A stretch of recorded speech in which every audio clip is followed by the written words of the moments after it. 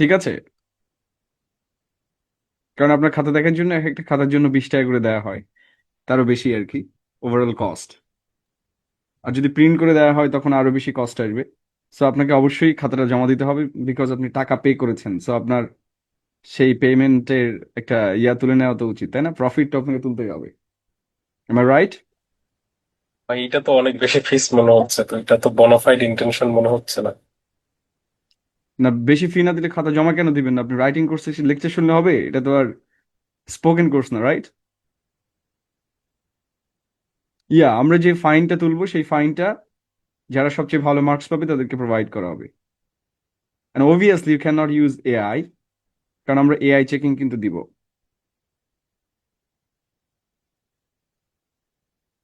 আর যারা আমাদের মতো বুড়া সংসার করে ব্যবসা বাণিজ্য করে স্যার, হেরা কি সবকিছু খাতা সঠিকভাবে জমা চেক দিতে হবে, করবে ইউ স্যার? আর in the writing batch, so you have to write. আমি বুঝবো কি করে যে আপনি কিছু শিখলেন কিনা?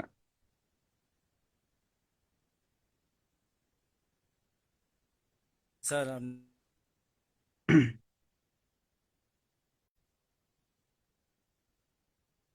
কথা ক্লিয়ার না হয়ে আছে, আমি কি বুঝাতে পেরেছি?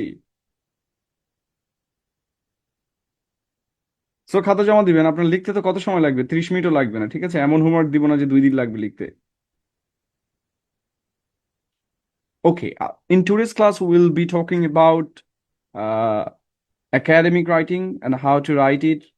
What is the definition of academic writing? Why it is different from any kind of other writings? So আমরা পুরো ব্যাপারটা একসাথে আলোচনা করব। এই জন্য আজকের ক্লাসটা গুরুত্বপূর্ণ। আজকের ক্লাসে আমরা একটা সিগন্যাল পাবো, একটা ম্যাপ পাবো, যে আমাদেরকে কোথায় কোথায় কাজ করতে হবে এবং ওভারঅল রাইটিং এর কোন জায়গাগুলোতে আমাদের ফোকাস করতে হবে। ঠিক আছে?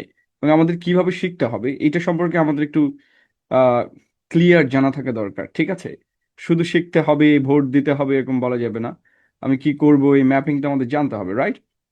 সো আমি আজকে almost BCS and other questions গুলো দেখলাম, আপনাদের ট্রান্সলেশন এন্ড আদার্স আবার রিচেক করলাম। সো দেখলাম আস্তে আস্তে কোশ্চেন গুলো আস্তে একাডেমিক ফরম্যাটেই চলে আসছে। এখন তো আরো বেশি অর্গানাইজড কোশ্চেন হয় ব্যাংকে, স্কুলেও। হাই, আপনারা যারা ইন্টারমিডিয়েটে দেখছেন সেখানে কিন্তু এখন প্যারাগ্রাফের আগে নামও উল্লেখ করে দেয় যে আপনাকে একটা কজ অ্যান্ড এফেক্ট প্যারাগ্রাফ লিখতে হবে, রাইট? এখন 2টা করে প্যারাগ্রাফ পড়ে বেশিরভাগ কোশ্চেনে দেখলাম। সো সেক্ষেত্রে একদম কোশ্চেন কিন্তু ফোকাস থাকে। এবং আরো এক ধরনের রাইটিং রয়েছে, সেটা হচ্ছে focus writing. So focus writing মানে হচ্ছে একাডেমিক রাইটিং, একই জিনিস। ওকে? সো যেহেতু একাডেমিক রাইটিং বলে লোকে ভয় পাবে, এই জন্য নাম দিয়ে দিছে ফোকাস রাইটিং। এটা কিন্তু ডিফারেন্ট একটা নেম অফ একাডেমিক রাইটিং। কারণ academic writing is very much focused, এবং এটা তো কোনো সাবজেক্ট ম্যাটারের বাইরে কোনো কিছু ডিল করে না। ওকে?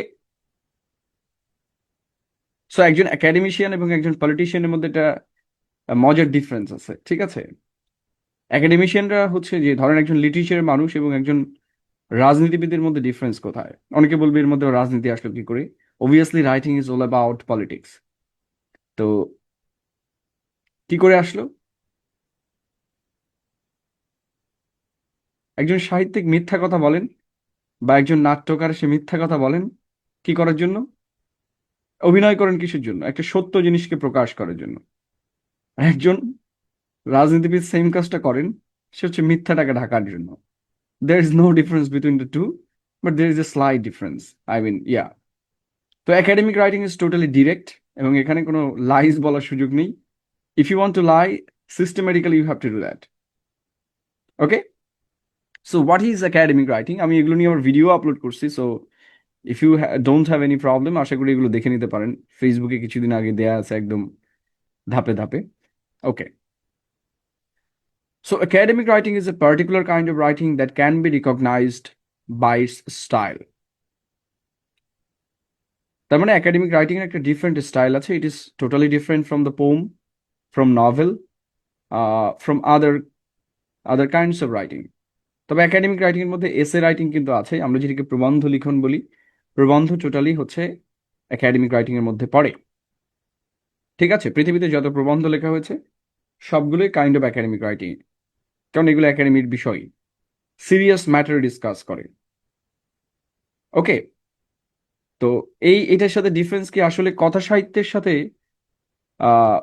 প্রবন্ধের ডিফারেন্স কি, এটা বুঝলে আমরা একাডেমিক রাইটিং এর ডিফারেন্সটা বুঝতে পারবো। কিরকম? যে কথা সাহিত্যে একটা গল্প বলা হয়। ধরেন আমি আপনাকে একটা ছোটবেলায় বাচ্চাদের ওষুধ খাওয়াতে গেলে কি করতো? বাচ্চাদের ওষুধ সবসময় কি হয়? তরল জাতীয় পদার্থ হয়, রাইট? এবং সেটার সাথে কোনো একটা মিষ্টান্ন কিছু দেয়া থাকে, সাথে খাইতে একটু টেস্ট লাগে। বেশি তিতা হলে মানুষ আবার খেতে চায় না। বা ওষুধ খাওয়াইতে গেলে কোনো একটা খাবারের মধ্যে পুরে দিয়ে তারপর বাচ্চাদের খাওয়াইতে হয়, right? So that's war fiction works. Fiction তৈরি করা হয় একটা গল্পের মধ্য দিয়ে সত্যতা তুলে ধরার জন্য। আর নন ফিকশন একদম ডিরেক্টলি কাজ করে। সে ডিরেক্টলি তার যে মেসেজ, সেটা সহজ ভাষায় না, সে কঠিন ভাষায় হোক, সে সরাসরি বলে দেয়। এখানে কোনো ধরনের মিষ্টি দেয়া নেই, কোনো আলাদা খাবার নেই যেটার ভেতরে ওষুধ পুরে দিবে, এখানে ডিরেক্ট ওষুধটাই দেয়া হয়। সো যারা adult learner, I mean in the intellectual arena, যারা অ্যাডাল্ট লার্নার, তাদের জন্য আসলে নন ফিকশন ডিজাইন করা হয়। এই জন্য আমাদের বেশিরভাগ মানুষেরই দেখবেন নন ফিকশন পড়তে ভালো লাগে না।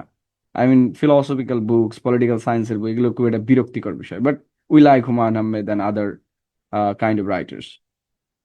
সো এগুলো আমাদের ভালো লাগে, কিন্তু গল্প পড়তে ভালো লাগে, প্রবন্ধ ভালো লাগে না, কারণ ইহা হচ্ছে তিতা ওষুধ। হ্যাঁ, সো এটা হচ্ছে academic writing. It's a particular kind of writing that can be recognised by its style. মানে একাডেমিক রাইটিং একটা ডিফারেন্ট স্টাইল আছে। সো আপনি এসে লিখলে একরকম হবে, আপনি রিসার্চ রিপোর্ট লিখলে একরকম হবে, আপনি যদি একটা কেসের স্টাডিজ লেখেন একরকম হবে, আপনি যদি সার্ভে করেন সেটা আরেক রকম হবে, আপনি যদি থিসিস করেন সেটার ফরম্যাট আলাদা হবে, রাইট? তার মানে আপনি যদি একটা প্যারাগ্রাফ লেখেন সেটা এসের চেয়ে ডিফারেন্ট। সবগুলো এক স্টাইলে লেখা যায় না, এক একটা আনসার এক এক রকম হবে।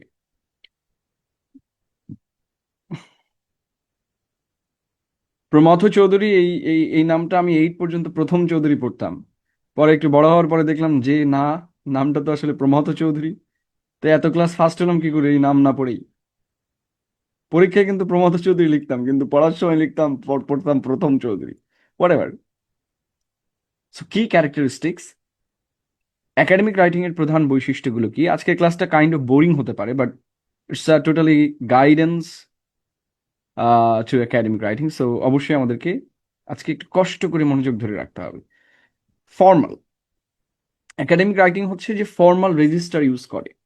রেজিস্টার জিনিসটা কি? রেজিস্টার হচ্ছে যে কোনো কথা কোথায় বলা যায় এবং কোথায় বলা যায় না। হ্যাঁ, এটা নিয়ে এক ধরনের আলাপ আছে। একদম এনলাইটমেন্ট পিরিয়ড থেকে এই জিনিসটা আসছে। এনলাইটেনমেন্টের কথা আপনারা অনেকে শুনছেন, রাইট? কে কে শোনেন না এখানে?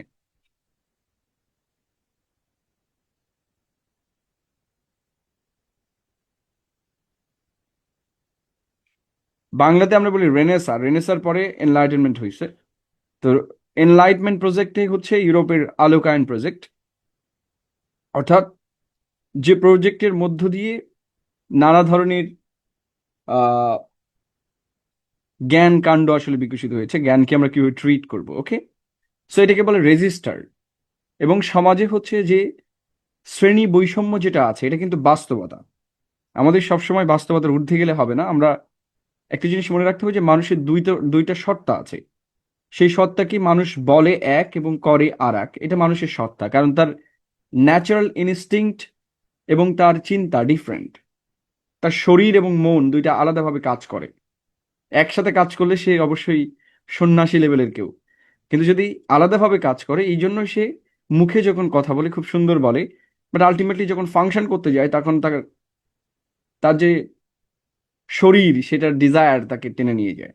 দ্যাটস ওয়াই তার দ্বৈত সত্তা সবসময় ফাংশন করে। এবং এই জন্য সে বেশি উপদেশমূলক কথা বলে, যেসব বৈষম্য থাকা উচিত না, বাট বৈষম্য না থাকলে তো এরা চাকরি বাকরি পাইতো না, তাহলে সবাই তো বিসিএস ক্যাডার হয়ে যাইতো, তাই না? তাহলে তো বৈষম্যটা করতেই হচ্ছে। সো আলটিমেটলি এটা হচ্ছে আলটিমেট রিয়ালিটি। তো ওই সমাজে, সব সমাজে এক ধরনের বৈষম্য বিরাজ করে। তার মানে ডিফারেন্ট ক্লাস অফ পিপল। ওকে, এটা আমাদের মানতে হবে, এখন বাস্তবতা মানতে হবে, কিন্তু এখানে বিতর্কের সুযোগ নেই। আমি সেটাই বলছি, রিয়েলিটি থেকে আমাদের আলাপ করতে হবে। সো এই যে বিভিন্ন ক্লাস অফ পিপল বিভিন্ন ভাষা, বিভিন্ন স্টাইলে কথা বলেন, অর্থাৎ আমি যেভাবে বাংলা বলি ঠিক সবাই ওইভাবে বাংলা বলেন না। আবার একজন রংপুরের মানুষ যেভাবে বাংলা বলেন, কলকাতার মানুষ ওভাবে বলেন না। ঢাকা শহরের মানুষ যেভাবে বাংলা বলেন, ওভাবে বলেন না। তো এখন আপনি ইংলিশ মিডিয়ামের ছেলেমেয়েরা যেভাবে বাংলা বলেন, আপনি দেখবেন তাদের আর্টিকুলেশন, মানে যেভাবে উচ্চারণ করে, সেই উচ্চারণ দেখলে আপনি বলতে পারবেন যে এই ছেলেটা ইংলিশ মিডিয়াম থেকে আসছে। পারবেন কিনা?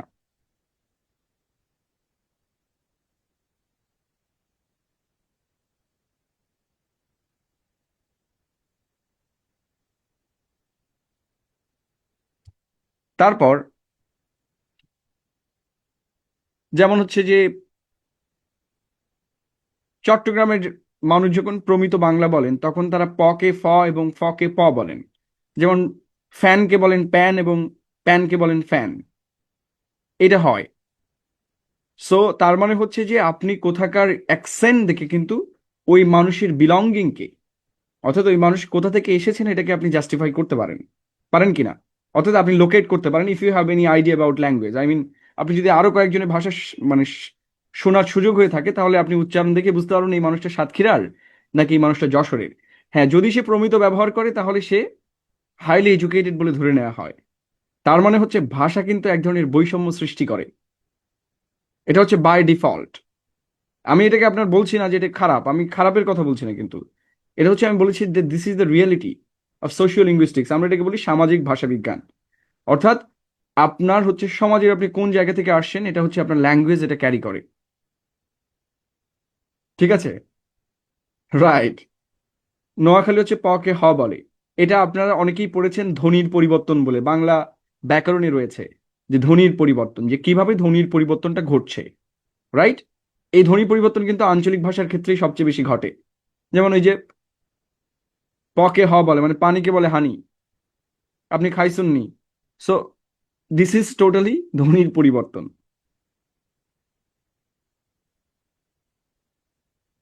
ঠিক আছে? পেঁপেকে কি বলে আমি জানি না, তাহলে হেপেই বলে, আমি I have no idea. So ফেপে বলার কথা।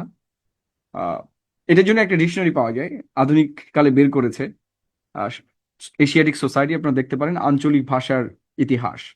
সুন্দর, আমি কিছুদিন ধরে শিখতেছি আর কি। What ever. সো এইটাকে বলে কি, এই যে বিভিন্ন মানুষ নানা জায়গার ভাষায় কথা বলে এটাকে বলে রেজিস্টার। কি বলে? কেন শেখাচ্ছি? নানা সময় কাজে লাগবে যখনই আপনি কিছু শিখতে যাবেন আপার লেভেলে। কি বলে? রেজিস্টার বলে। তো আপনি যে রেজিস্টারে কথা বলেন এটা আপনার আইডেন্টিটি ক্যারি করে।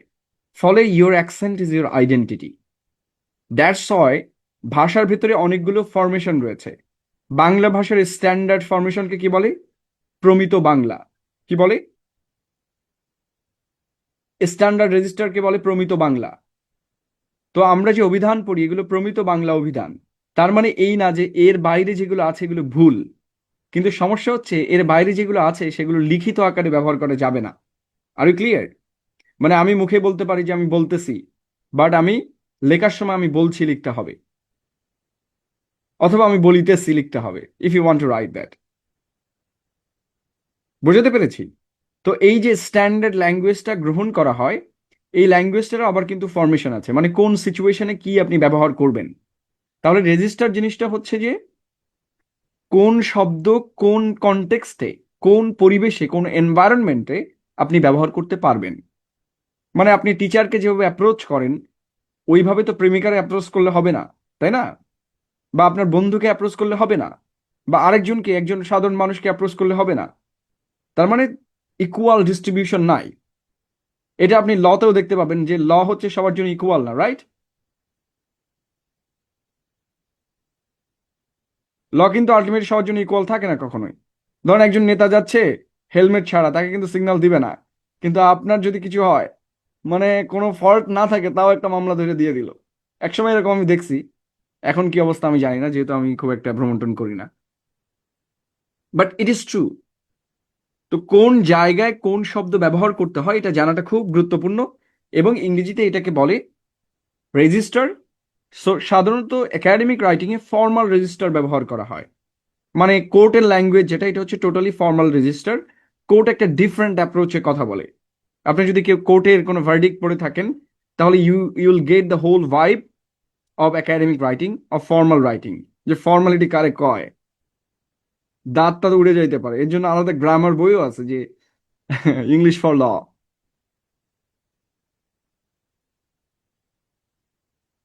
ওকে? So then impersonal.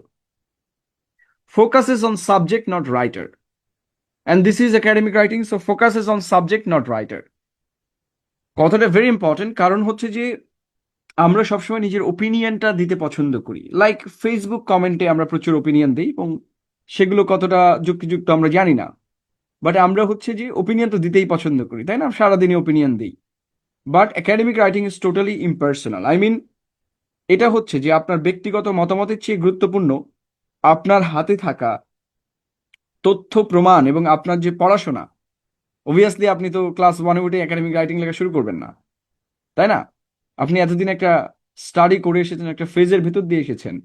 এই টোটাল ফেজের যে পড়াশোনা, সেই পড়াশোনার সাপেক্ষে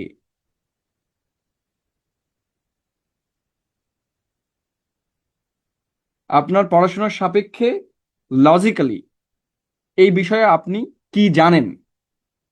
একটা জিনিস হচ্ছে আপনি কি জানেন, আর একটা হচ্ছে কি ভাবেন। তাহলে একাডেমিক রাইটিং কোশ্চেনটা কি করে, যে এই বিষয়ে আপনি কি জানেন। অবভিয়াসলি মাঝে মধ্যে সে কোশ্চেনও করতে পারে আপনি কি ভাবেন।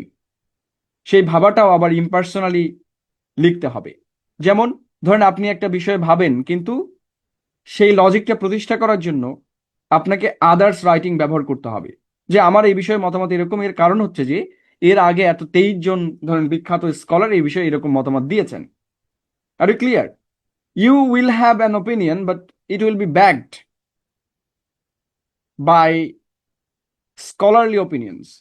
আই মিন এস্টাবলিশ ওপিনিয়ন এর পেছনে থাকতে হবে। If you say something new, you shouldn't be in the academy, you should be a philosopher, right? আপনার তখন কবিতা লেখা উচিত, আপনার তখন গল্প, প্রবন্ধ, যে প্রবন্ধ লেখা উচিত সেটা ফিলোসফিক্যাল প্রবন্ধ, যেখানে আপনি অবশ্যই, সেটারও একটা পদ্ধতি আছে। ধরেন আপনি পৃথিবীতে 68 জন বা 69 জনের মতো স্ট্যাবলিশ, আই মিন ওয়েস্টার্ন হেমিস্ফিয়ারের কথা বলছি। সো ওয়েস্টার্ন হেমিস্ফিয়ারে প্রায় 68 বা 69 জন দার্শনিককে সব বইয়ে জায়গা দেওয়া হয়, মানে একটা সিকোয়েন্স আকারে দেখা হয়। আপনারা শুরু করেছেন সক্রেটিস, প্লেটো, এরিস্টোটল, এরকম ভাবে পড়েছেন না? সো দেখবেন সক্রেটিসের পরে প্লেটো যে বইটা লিখছে, সেই বইটা আসলে কার উপর ভর করে লিখছে? প্লেটো কিন্তু আসলে সক্রেটিসের কথাগুলো আগে লিখেছে, লেখার পরে সেই কথাগুলোকে সে খণ্ডন করেছে। আবার দেখবেন অ্যারিস্টোটল এসে প্লেটোর সমস্ত যুক্তিকে খণ্ডন করছে, প্লেটোকে আগে স্বীকার করেছে, তারপর প্লেটো যেগুলো বলেছে সেগুলো খণ্ডন করেছে। দ্যাটস হাউ সে সক্রেটিস থেকে প্লেটো দেন অ্যারিস্টোটল হয়েছে। আমি কি বোঝাতে পেরেছি? অর্থাৎ যিনি পরবর্তী ফিলোসোফার হয়েছেন, তিনি আগের ফিলোসোফারদের সমস্ত যুক্তিকে আগে পরীক্ষা নিরীক্ষা পর্যবেক্ষণ করেছেন এবং সেখানে যে ফ্লস, সেখানে যে ভুলগুলো, ঠিক আছে, সেখানে যে ভুলগুলো তিনি কি করেছেন, সেগুলো আইডেন্টিফাই করে সেগুলো সলভ করেছেন। সো আপনি যদি 69 নাম্বার ফিলোসোফার হতে চান, তাহলে আপনাকে অবশ্যই এই 68 জন ফিলোসোফার, আমি কথার কথা ধরলাম, এই 68 জন ফিলোসোফারের সমস্ত লিমিটেশনগুলোকে আপনার আইডেন্টিফাই করতে হবে এবং সেটা সলিউশন বের করতে হবে। ডু ইউ গেট ইট, যে হাউ একাডেমি ওয়ার্কস? কিন্তু আমাদের দেশে কি হয়, অন্যের লেখা মেরে দিয়ে সবাই ফিলোসোফার হয়ে যায়। হ্যাঁ, বিদেশি লেখকদের কোটেশন একটু প্যারাফ্রেস্টেস কইরা জোড়া টোয়া লাগায় দিলেই শেষ। আজকে আমি একটা জর্জ অরওয়েলের লেখা কপি করছি, করে আমি ফেসবুকে পোস্ট করছি, করার পর লোকে আমরা ধুমসে গালিগালাজ করছে। এখন ওরা তো বোঝে না এটা অরওয়েলের লেখা। পরে আমি অনেক পরে যে বলছি ভাই এটা আমি লিখিনি, এটা অরওয়েল লিখছে, আমি জাস্ট পোস্ট করে দেখলাম যে বিষয়টা কি। ঠিক আছে, ও বলছে আমি লিখছি। তো মাঝে মাঝে মজা নিতে হয় আর কি। সো লাইক দ্যাট আর কি। So focuses on subject, not writer. Objective, present facts without bias. আমি এরকম দেখাবো, একজন বাংলাদেশের বিখ্যাত লেখক আছেন যার সাথে আমার এক ঐতিহাসিক গ্যাঞ্জাম হয়েছিল, কারণ তিনি একটা লেখা, অরওয়েলের লেখা, একদম জর্জ অরওয়েলের লেখায় জাস্ট অনুবাদ করে নিজের নামে চালিয়ে দিয়েছেন তার বইয়ের ভেতরে। ঠিক আছে, দিয়ে বলতেছে যে এই লেখার মালিক নাকি সে। হোয়াট এভার, আমি যখন আপনাদের শেখাবো প্লেজারিজম কি, তখন এটা নিয়ে আলোচনা করব। ঠিক আছে, এক্সাম্পল দেখাবো, বাংলাদেশের বই থেকে দেখাবো যে কতগুলো ইংরেজি বই থেকে তারা মেরে দেয় আর কি। সো হোয়াট এভার, দেন হচ্ছে অবজেক্টিভ। একটা হচ্ছে there is a biasness about history. আমরা যখন ইতিহাস পড়ি আমাদের ইতিহাসের প্রতি এক ধরনের বায়াসনেস থাকে। এই জন্য হচ্ছে যে পৃথিবীতে সবচেয়ে হাস্যকর গল্প, মানে পৃথিবীতে যারা গল্পের বই পড়তে চান, ট্রু গল্পের বই, তাদের ইতিহাস পড়া উচিত।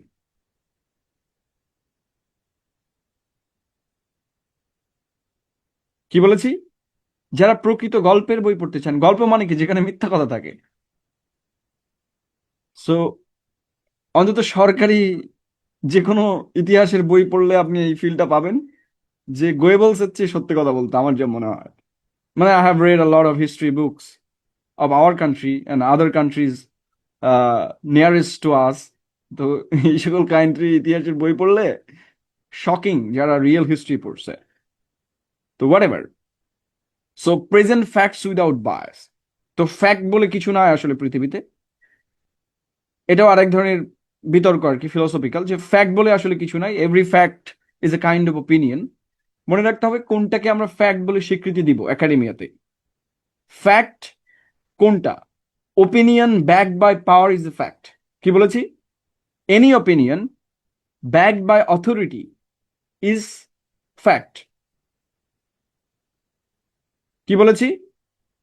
Any opinion, any opinion backed by authority is fact. তো ধরেন আজকে আমাদের মাননীয় স্বরাষ্ট্র উপদেষ্টাকে একজন জিজ্ঞাসা করেছেন যে দেশে এমন একটা ঘটনা ঘটছে, ফেসবুকে তো উত্তপ্ত অবস্থা, আপনার এই বিষয়ে কি মতামত? তো বেচারা বললো আজকে আমি শুধু কৃষি নিয়ে কথা বলবো, অন্য বিষয়ে কথা বলার মুড আমার নেই, বলে সে উঠে চলে গেল।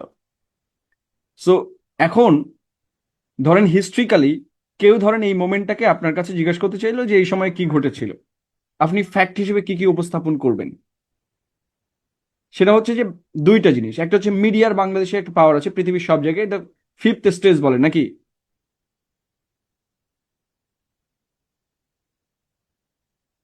ফিফথ স্টেট নাকি ফোর্থ স্টেট, ভুলে গেছি আমি। সো এটা একটা, হ্যাঁ ফোর্থ স্টেট। তো এটা হচ্ছে এস্টাবলিশড একটা নর্মস যে আপনি মিডিয়াকে অবশ্যই ফ্যাক্ট হিসেবে প্রতিষ্ঠা করতে পারবেন, because it is backed by power, it has an authority. তো তাহলে অথরিটি যে সকল জিনিসের আছে, এটা গভর্নমেন্টের আছে। সো সরকার যদি মিথ্যা কথা বলে ওটাও ফ্যাক্ট, আবার যদি মিডিয়া এটার এগেনস্টে যায় এটাও ফ্যাক্ট। এখন আপনার এই দুইটা ফ্যাক্টকে পাশাপাশি নিয়ে ইউ হ্যাভ টু জাজ দ্যাট। এই জন্য স্রষ্টা আপনাকে জ্ঞান প্রদান করেছে। ঠিক আছে, আমি মানুষকে জ্ঞান প্রদান করেছি।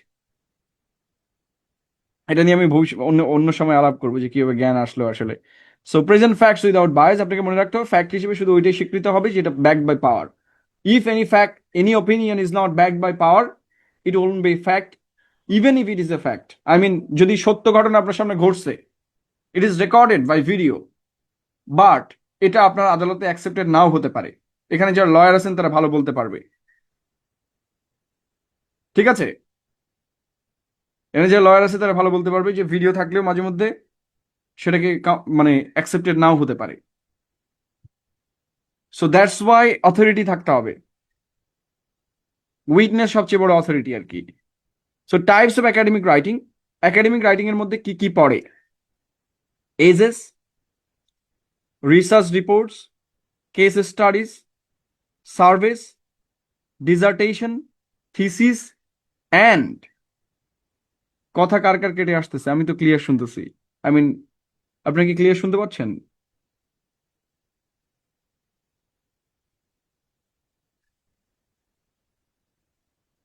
এবং পৃথিবীর সকল পরীক্ষা।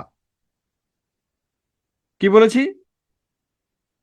এসে, research, case studies, surveys, dissertation, thesis, paragraph and পৃথিবীর সমস্ত examination is under academic writing.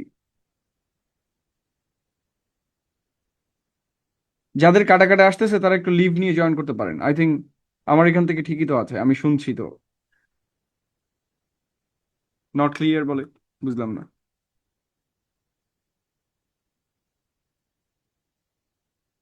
আরেকবার বলেন আপনার একটু। আমি তো ক্রাইসেল ক্লিয়ার শুনতে পাচ্ছি।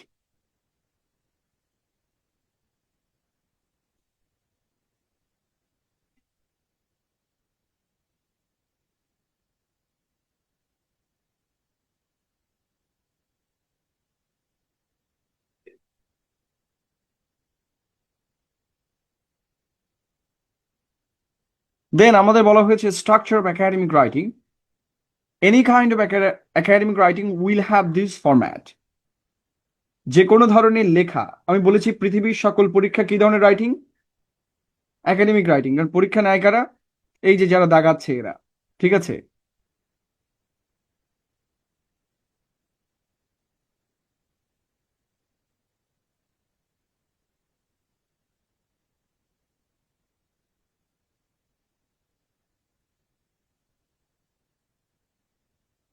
এখন দেখা যায় স্ট্রাকচার অফ একাডেমিক রাইটিং। যারা স্ক্রিন ছোট ছোট করতেছিলেন আজকে মনে হয় একটু বেশি বড় হয়ে গেছে স্ক্রিন, তাই না? চকচকে দেখা যাওয়ার কথা।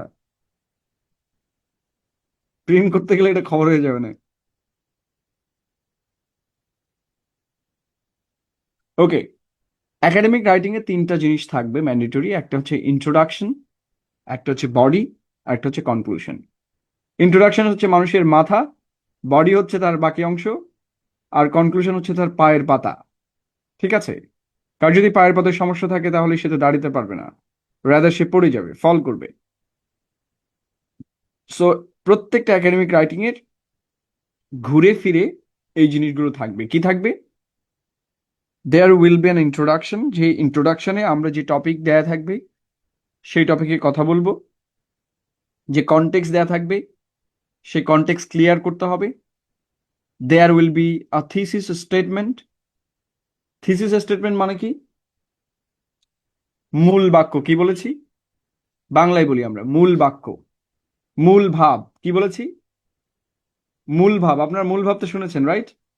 আপনারা যখন লিখতেন, উম ভাব সম্প্রসারণ বলে একটা ব্যাকরণ ছিল বাংলা ব্যাকরণে। তো ওইটা লেখার সময় আমরা আগে মূল ভাব লিখতাম, লিখে তারপর আবার এক্সপ্লেনেশন করতাম। ওখানে একটা মূল ভাব লিখতে হতো, তারপর ব্যাখ্যা লিখতে হতো। মনে আছে? ইয়েস, এটাই হচ্ছে এসে রাইটিং এর একটা ফরম্যাট। হ্যাঁ, তাহলে এই থিসিস স্টেটমেন্টের মূল কথাটা কি? মূল ভাব। এক্স্যাক্টলি, শেষে মন্তব্য লিখতে হতো। এই তো, আমরা তো মনে আছে, এটা ক্লাস 5-এ ছিল, তাই না?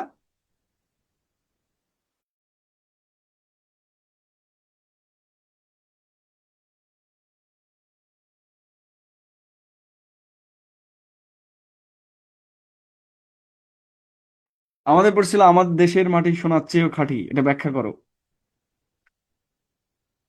সেই সেই। আর তখন তো মুখস্থ ব্রেন ছিল একেবারে,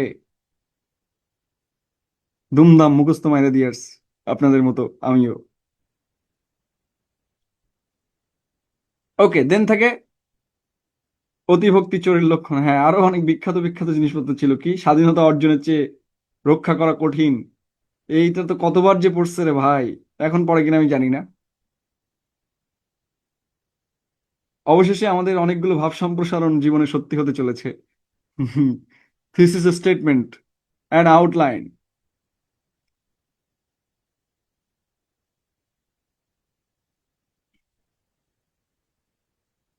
বই কিনে কেউ দেউলিয়া হয় না ভাই, আমি কিন্তু ফকির হয়ে গেছি, এই কথা আমি মানি না। আর অবশ্যই সোনাও চকচক করে, এটা আমি মানি না।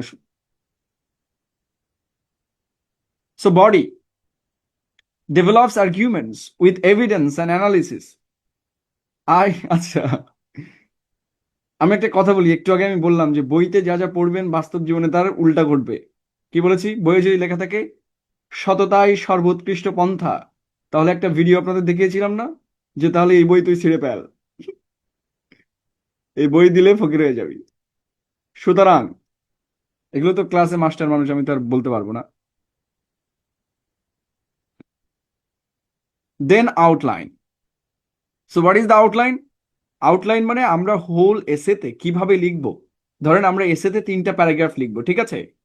তাহলে আমাদেরকে 3টা পয়েন্ট মেনশন করতে হবে ইন্ট্রোডাকশনে। কি করতে হবে? 3টা প্যারাগ্রাফ লিখলে 3টা প্যারাগ্রাফ 3টা পয়েন্ট সেন্ট্রিক হবে। আপনাকে মনে রাখতে হবে একটা প্যারাগ্রাফ একটা পয়েন্টের বাইরে ডিল করতে পারে না। ধরেন আপনাকে পরীক্ষায় একটা প্রশ্ন করলো 6 seasons ইন বাংলাদেশ, তাহলে আপনাকে যদি ভালো একটা এসে লিখতে হয় তাহলে আপনাকে কয়টা প্যারাগ্রাফ লিখতে হবে? ছোট করে হলেও 6টা। তো আপনি যখন সামার নিয়ে আলোচনা করবেন তখন ওই সামারের প্যারাগ্রাফের ভেতরে উইন্টার নিয়ে আলোচনা করতে পারবেন না। আবার যখন উইন্টার নিয়ে প্যারাগ্রাফ লিখবেন তখন উইন্টারের ভেতরে আপনি সামার নিয়ে আলোচনা করতে পারবেন না। Are you clear? হ্যাঁ, যদি কম্পেয়ার অ্যান্ড কন্ট্রাস্ট আসে যে এইগুলোর সাথে এগুলো কম্পেয়ার করো, that's a different thing. But সাধারণত একটা প্যারাগ্রাফ একটা মেইন জিনিসকে ফোকাস করে, একটা মেইন পয়েন্টকে ফোকাস করে। এই যে ফোকাস করে সেই ফোকাসিং পয়েন্টগুলা এই আউটলাইনে মেনশন করতে হয়। আমরা অনেক সময় পয়েন্ট আকারে বিভিন্ন জিনিস লিখি না, ওই পয়েন্ট চিহ্ন দিয়ে লিখি, তাই না? বুলেট পয়েন্ট দিয়ে লিখি। আসলে এসেতে কখনো বুলেট পয়েন্ট ব্যবহার করলে এটা হচ্ছে নন একাডেমিক রাইটিং, আপনার নম্বর কেটে নেওয়া হবে। আপনারা হয়তো ভাবেন যে আসলে ওইটাই সঠিক পদ্ধতি। ভোগেই সুখ, নাকি ভোগে সুখ নেই ত্যাগে প্রকৃত সুখ, এটা কি আপনি বিশ্বাস করেন সজীব তাহের ভাই? বিশ্বাস করলে আমাকে একটু জানান। তাহলে আমরা আউটলাইনে একটা প্রমিস করি, কি করি? আমরা একটা ইশতেহার দেই যে আমরা এই করব, আমরা ওই করব, সেই করব। মূল ভাবটা এখানে বলি, বলে আমরা বলি যে কেন মূল ভাবটা সঠিক। এখানে কোনো রাইটিং এর ভেতরে, একাডেমিক রাইটিং এ যদি আপনি বুলেট পয়েন্ট ব্যবহার করেন, আপনার খুবই মূল্যবান ভাবে 5 নম্বর কেটে নেওয়া হবে। এটা আমি বলে দিচ্ছি, গ্যারান্টি দিয়ে আপনি যে কোনো টিচার কাছে জিজ্ঞেস করেন যারা ইউনিভার্সিটিতে পড়ায়। Because it is totally forbidden in any kind of academic writing. আজ পর্যন্ত দেখছেন কোনো প্রাবন্ধিক তার প্রবন্ধের ভেতরে পয়েন্ট আকারে ব্যবহার করছে? পয়েন্ট কেন করা হয়? পয়েন্ট করা হয় ব্রেন স্টর্মিং এর জন্য। কি করা হয়? জেনে রাখার জন্য।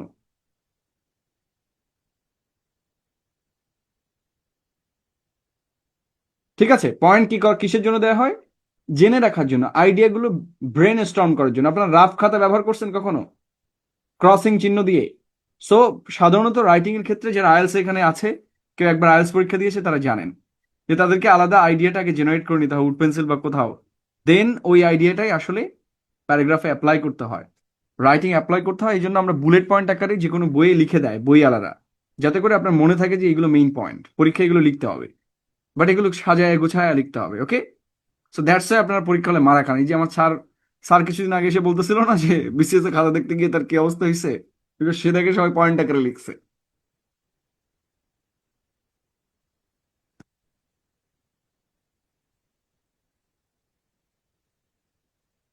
M I clear? Okay, then body. Body মানে শরীর। So develops arguments with evidence and analysis. তাহলে আমরা প্রথমে বললাম যে ভাই আমরা এই 4টা বিষয়ে কথা বলবো, ঠিক আছে? সো সেই 4টা বিষয়কে আমরা এই বডিতে এসে অ্যানালিসিস করবো একটা একটা করে। সো সাধারণত একটা যদি 500 শব্দের এসে পড়ে, 500 শব্দের এসে হলে সেখানে 3টা বডি প্যারাগ্রাফ থাকে, অর্থাৎ 3টা মেইন পয়েন্ট থাকতে হবে। 3টা মেইন পয়েন্ট মানে 100, এখানে 300। একটা একটা প্যারাগ্রাফ নর্মালি 125 ওয়ার্ডসে হয়।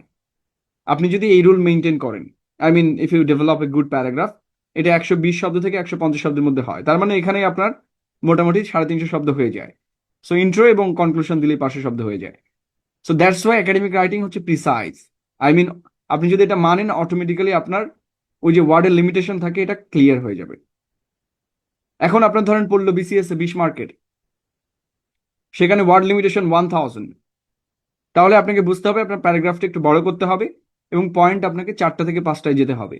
বা আপনি যদি 3টা পয়েন্ট লেখেন, you'll get full marks and if you can clear it very well. So writing is totally about precise writing. I mean আপনি কত সুন্দর করে ছোট করে লিখতে পারেন।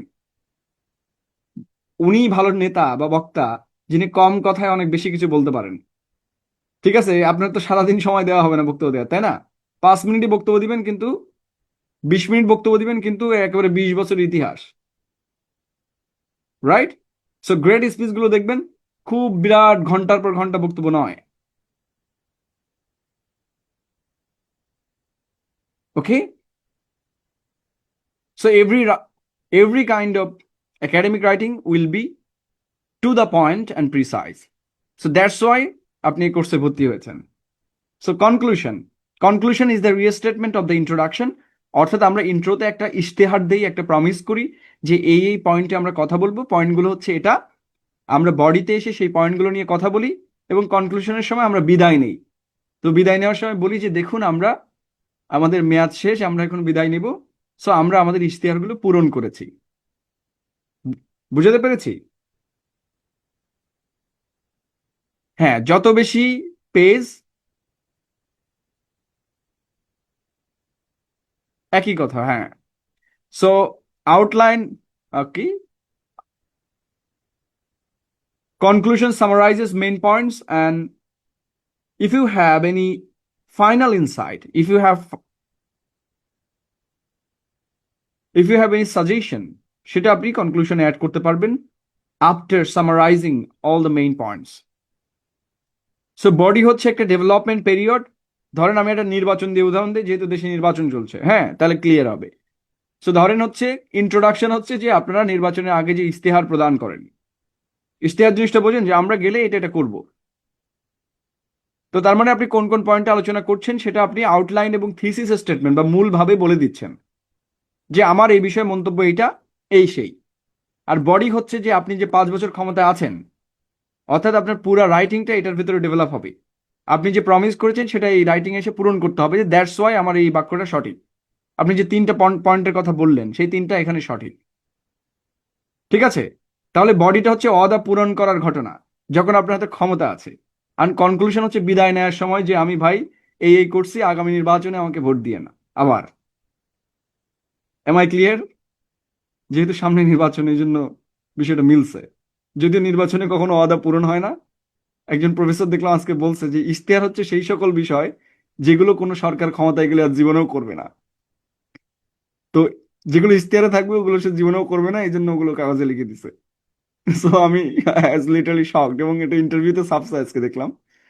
তো আসলেই, কিন্তু রাইটিং এর ক্ষেত্রে কিন্তু এটা করা যাবে না, যেটা ইন্ট্রোতে বলতে হবে এটা আপনাকে ডেভেলপ করতে হবে, দিস ইজ রাইটিং।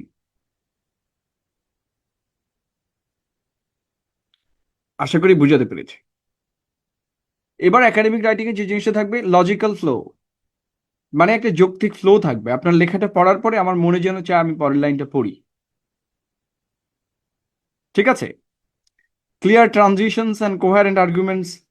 আচ্ছা, একজন অলরেডি নির্বাচনী প্রচারণা চালিয়ে দিয়েছেন, সো দেখা যাক। Clear transitions and কোহারেন্ট arguments between sections. So প্রত্যেকটা সেকশনে আপনার একটা কোহারেন্স মেনটেন করতে হবে। কোহারেন্স মানে সামঞ্জস্যতা। আমরা এই কথা অনেকেই শুনে থাকি, কিন্তু এই জিনিসটা কি এটা আমরা বুঝি না। সো দ্যাটস ওয়াই আমরা এই রাইটিং কোর্সে আমরা শিখবো যে কিভাবে ট্রানজিশন এবং কোহারেন্সটা তৈরি করা যায় যুক্তির ভেতরে।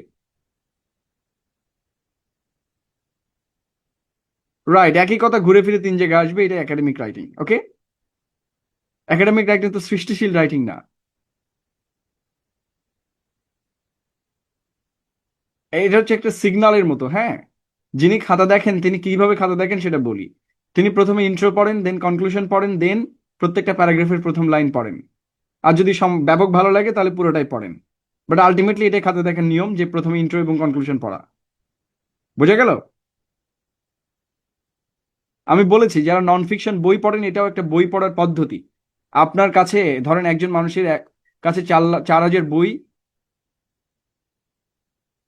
বই আছে, তাহলে উনি বইগুলো কি করে পড়েছেন? ফ্যাক্ট হচ্ছে বইগুলো পড়ার নিয়ম আছে। ধরেন আপনি হচ্ছে যে পলিটিক্যাল সায়েন্সে পড়েছেন, পড়ার পরে আপনার বইয়ে লেখা থাকে না যে থমাস হবস কি বলেছেন, এরকম কিন্তু থাকে। আপনাদের প্রত্যেকটা কোর্সে এরকম থাকে যে হবসের ধারণা।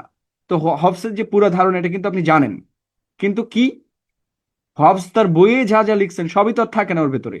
ওর ভেতরে ধরেন আপনার মেইন যে পয়েন্টগুলো, থিমটা আমাদের বইগুলোতে থাকে, এটাকে আমরা বলি থার্ড ভার্সন, অর্থাৎ মূল বইয়ের থেকে সামারাইজ করে এখনো ইন্ট্রো লেখা শিখাইছি বাবা, ওয়েট কর, সবই আছে জীবনে, সবই শিখতে পারবেন।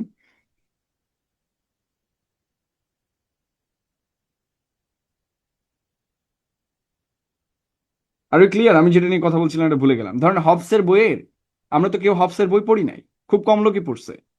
তাহলে আমরা কিন্তু জানি তার বইয়ে কি লেখা আছে। কিভাবে জানি? আমাদের যে ইউনিভার্সিটি যে বইগুলো পড়ানো হয় সেখানে একটা সামারাইজ ভার্সন থাকে, তাই না? যে থমাস হবস বলেছেন। আমরা এই যে নীল বোরের থিওরি পড়ি, বিভিন্ন বোরের পারমাণবিক মডেল পড়ি, তাই না? তাহলে পারমাণবিক মডেলের থিওরি তো আমাদের বইয়ে দেয়া আছে, কিন্তু এই থিওরির উপর তার একটা বইও আছে নাকি, থিওরি অফ রিলেটিভিটি, এটা সারাংশ দেয়া থাকে বই। এখন ধরেন আপনি একজন গবেষক, এখন একজন গবেষকের অনেক হাজার বই পড়তে হয় একটা বিষয় ডেভেলপ করতে। এখন উনি জানবেন কি করে এই বইয়ে কি আছে? ওনার প্রধান কাজ হচ্ছে যে ওনার টপিকের সাথে যদি বই ম্যাচ করে উনি প্রথমে বইটার ইন্ট্রো পড়েন, ঠিক আছে? তারপর উনি কনক্লুশন পড়েন। এই ইন্ট্রোতে যেটা থাকে যে পুরা বইয়ে কি কি থিওরি ব্যবহার করা হয়েছে, পুরা বইয়ে লেখক কি বলতে চেয়েছেন, এবং উনি কি কি প্রমাণ করবেন। আর কনক্লুশনে থাকে যে উনি বিষয়গুলো কি কি থিওরি দ্বারা প্রমাণ করতে পেরেছেন, এটারও একটা সামারি। সো একটা ভালো বই পড়ার নিয়ম হচ্ছে যে প্রথমে ইন্ট্রো এবং দেন কনক্লুশন পড়ে রাখা, তাহলে আপনি পুরা বইয়ের আইডিয়া পাবেন। দেন ধরেন আজকে আপনি ওই বিষয়ে একটা লেখালেখি করবেন, তারপর আপনি চ্যাপ্টার বাই চ্যাপ্টার সার্চ করবেন যে আপনার লেখার সাথে এটা ম্যাচ করে কিনা, দেন আপনি ওই চ্যাপ্টারটা পড়বেন। এভাবে রেফারেন্স বই ব্যবহার করতে হয়। বুঝতে পেরেছি? After all we are বাঙালিজ, so আমাদেরকে পুরো বই পড়তে হবে, কিন্তু আলটিমেটলি না, রেফারেন্স বইয়ের পুরোটা পড়া লাগে না, তাহলে আপনার জীবন শেষ হয়ে যাবে। You can't read that.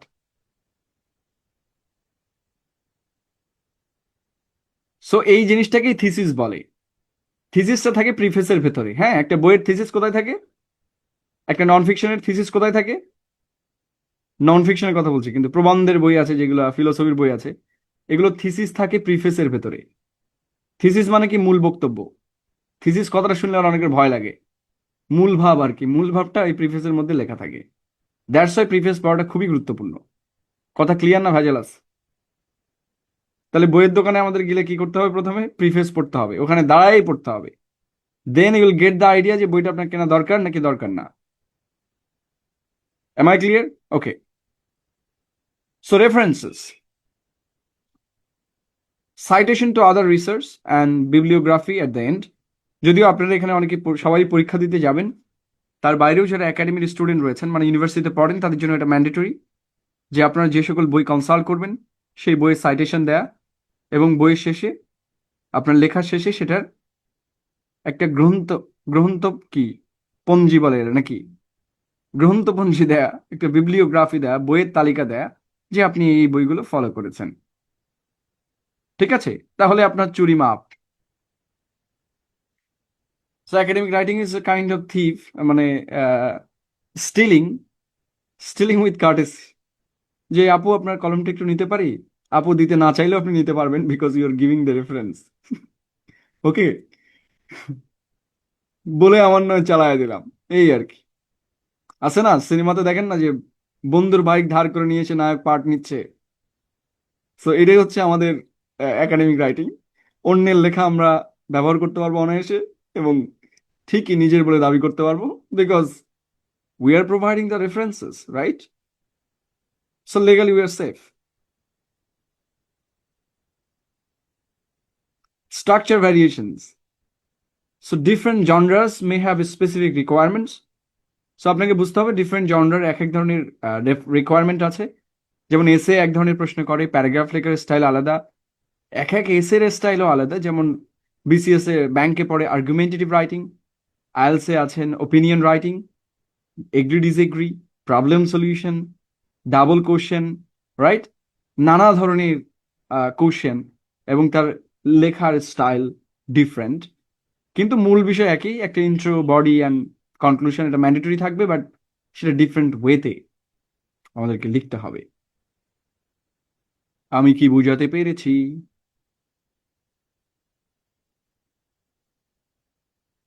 যেহেতু বুঝাতে পেরেছি, আমরা একটা 10 মিনিটের বিরতি নিতে পারি, এবং আমরা ফিরছি বিরতির পরে। ততক্ষণ চলবে বাণিজ্যিক বিজ্ঞাপন বিরতি। আপনারা এর মধ্য দিয়ে কিছু একটা করে আসতে পারেন, অথবা ফেসবুকে যে একটু গ্যাঞ্জাম বাদায় দিয়ে আসতে পারেন যদি ভালো লাগে। মানে আমার মুড খারাপ থাকলে আমি ফেসবুকে যে কিছু একটা গ্যাঞ্জাম বাদায় দিয়ে মজাটা দেখি আর কি। লোকে এই সেই কমেন্ট করে, এগুলো বসে বসে পড়ি, এবং মাঝে মাঝে উত্তরও দিই।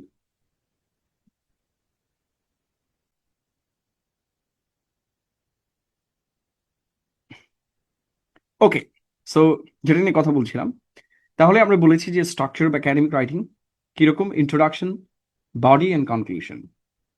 ঠিক আছে? ইন্ট্রোতে কি থাকবে, আমরা যেটা নিয়ে আলাপ করব সেই বিষয়গুলো আমরা প্রমিস করব। বডিতে আমরা পুরো ব্যাপারটাকে ডিসকাস করব অ্যান্ড সামারাইজ করব, ঠিক আছে? এবং ইন্টারেস্টিংলি আমরা কিন্তু প্রত্যেকটার জন্য আলাদা করে ক্লাস পাবো। ধরেন আমরা যখন রাইটিং শিখবো তার আগে কিভাবে ইন্ট্রো এবং কনক্লুশন লিখতে হয়, এটার জন্য আমরা সেপারেটেড ক্লাস পাবো, ঠিক আছে? যেহেতু এটা প্রত্যেকটা রাইটিংয়ে থাকবে, তাই আমাদের আলাদা করে ক্লাস করতে হবে যে ইন্ট্রো কিভাবে লিখতে হয়, ঠিক আছে? এই জন্য আমাদের আগে থেকে আজকের ক্লাসে আমরা কিছুই শিখছি না, কিন্তু রাদার আমরা পরিচিত হচ্ছি বিষয়গুলোর সাথে, টার্মগুলোর সাথে পরিচয় হওয়া, ঠিক আছে? এটার নাম কি? ইন্ট্রোডাকশনে কি কেউ ডিটেল পড়ে? আমরা ক্লাসের প্রথম ক্লাসে কি কেউ পড়েছি? কোথাও গিয়ে দেখছি যে আজকে ইন্ট্রোডাকশন পর্ব?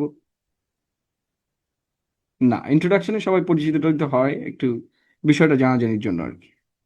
কোনো অফিসে চাকরি করলে ইন্ট্রোর দিনে কি করে? আপনাকে নিয়ে বিভিন্ন জায়গায় ঘুরে দেখায় যে এই জায়গাতে আমাদের এই আছে, এই সেকশনটা এরকম। সো লাইক দ্যাট আমরা এই জিনিসগুলো কাজ করতে হয়। সো যদি আমাদেরকে একটা একাডেমিক রাইটিং লিখতে দেয়, তাহলে আমাদের কোন কোন জায়গায় কাজ করতে হয়? সেই জায়গাটা হচ্ছে, একটা হচ্ছে থিঙ্ক। এই থিঙ্কের জায়গাটাকে বলে ব্রেন স্টর্মিং। সাপোজ আপনি একটা পত্রিকাতে আর্টিকেল লিখবেন ইন বাংলা আর ইংলিশ, অথবা আপনি অ্যাসাইনমেন্ট জমা দিবেন, অথবা আপনি রিসার্চ করবেন, তাহলে আপনাকে কোন কোন জায়গায় কাজ করতে হয়, অথবা যে কোনো কিছু সাবমিশনের ব্যাপার যেগুলো রয়েছে। পরীক্ষার হলে কিন্তু এগুলো করতে পারবো না, পরীক্ষা হলে অন্য অন্য ব্যাপার আছে, সেগুলো আমরা পরীক্ষার নেক্সট পর্বে আলোচনা করব এবং শিখবো আর কি। এখানে আমি যে বিষয়গুলো দেখছি তার বেশিরভাগই আমি শেখাবো, ঠিক আছে? জাস্ট আমরা ওভারভিউ নিচ্ছি যে কি কি জিনিস আমাদের কাজে লাগে। First of all, brain storming. Brain storming মানে কিভাবে আইডিয়া জেনারেট করতে হয়। পরীক্ষার হলে আমরা অনেকেই দেখেছি, আমরা যখন পরীক্ষা দিই তখন একই আইডিয়া বারবার মাথার ভেতরে আসতে থাকে, ফলে নতুন কোনো আইডিয়া আমরা যোগ করতে পারি না। সেটা রাইটিং যত বড় হতে থাকে তত আইডিয়া কমতে থাকে, ঠিক আছে? আমরা একই আইডিয়ার বেশি, দেখবেন যে দুই তিনটার বেশি আইডিয়া আপনার মাথায় কোনোভাবেই আসছে না, যদিও আবার পরীক্ষা দিয়ে বেরোলে বুদ্ধির কোনো অভাব নেই, ঠিক আছে? সো এই বুদ্ধি, এটা কিছু টেকনিক আছে, যে টেকনিকগুলো আমরা ফলো করলে আমরা ইজিলি আমাদের আইডিয়াগুলো জেনারেট করতে পারবো, ঠিক আছে?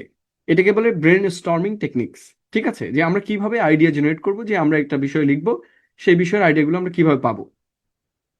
সেকেন্ডলি, আমাদের যদি অ্যাসাইনমেন্ট হয়, তাহলে আমাদের একটা রিসার্চ করতে হবে। রিসার্চ যে কোনো জায়গায়, এখন গুগলে করতে পারেন, এখন জেমিনাই আসছে, এখন চ্যাট জিপিটি আছে। তবে আই উইল সাজেস্ট যে আপনারা কখনোই কোনো ধরনের রিসার্চ করতে চ্যাট জিপিটি ব্যবহার করবেন না, কারণ chat GPT fake information generate করে। কি বলেছি?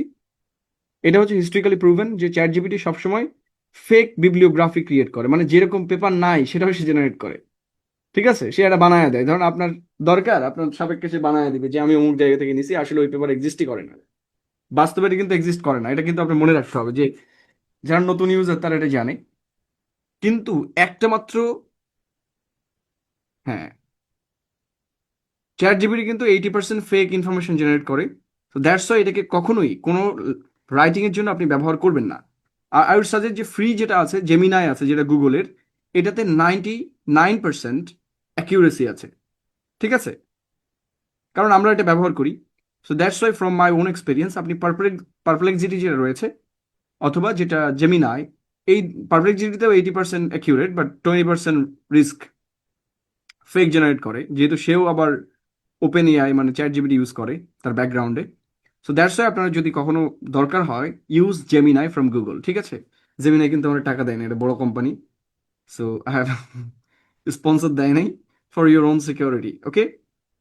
সো আপনার যদি কোনো বিষয়ে কোনো তথ্য লাগে, ধরেন আপনি একটা বিসিএস এর কোশ্চেন সলভ করবেন, সেই কোশ্চেনের বা এসের আনসার আপনি সেখান থেকে দেখবেন, তাহলে আপনি, ডিপ সিকিউর অ্যাকাডেমি নাই, একাডেমিতে আমরা জেমিনাইকে সাজেস্ট করি, ঠিক আছে? কারণ গুগলের অলমোস্ট রিসোর্স তার কাছে আছে এবং সে ভেরিফাই করে whether it is verifiable, ওকে? এবং সে পাশে এটা দেখাবে, আপনি ক্লিক করে দেখতে পাবেন যে সবগুলোরই অ্যাকিউরেসি আছে। এটা কিন্তু আমি বলছি না, আমাদের রিসার্চ অ্যারেনাতে এই জিনিসটা ডিসকাসড, সেখান থেকে আমি সাজেস্ট করছি, ওকে? এবং ফ্রম মাই ওন এক্সপিরিয়েন্সে, যেহেতু আমি নিজে জাস্টিফাই করি যে আসলে এটা এক্সিস্ট করে কিনা। তাহলে আমি গুগলের একটু উন্নতি করে দিলাম, কিছু ইউজার বাড়ায় দিলাম। গ্রো খুব একটা ভালো না আর কি।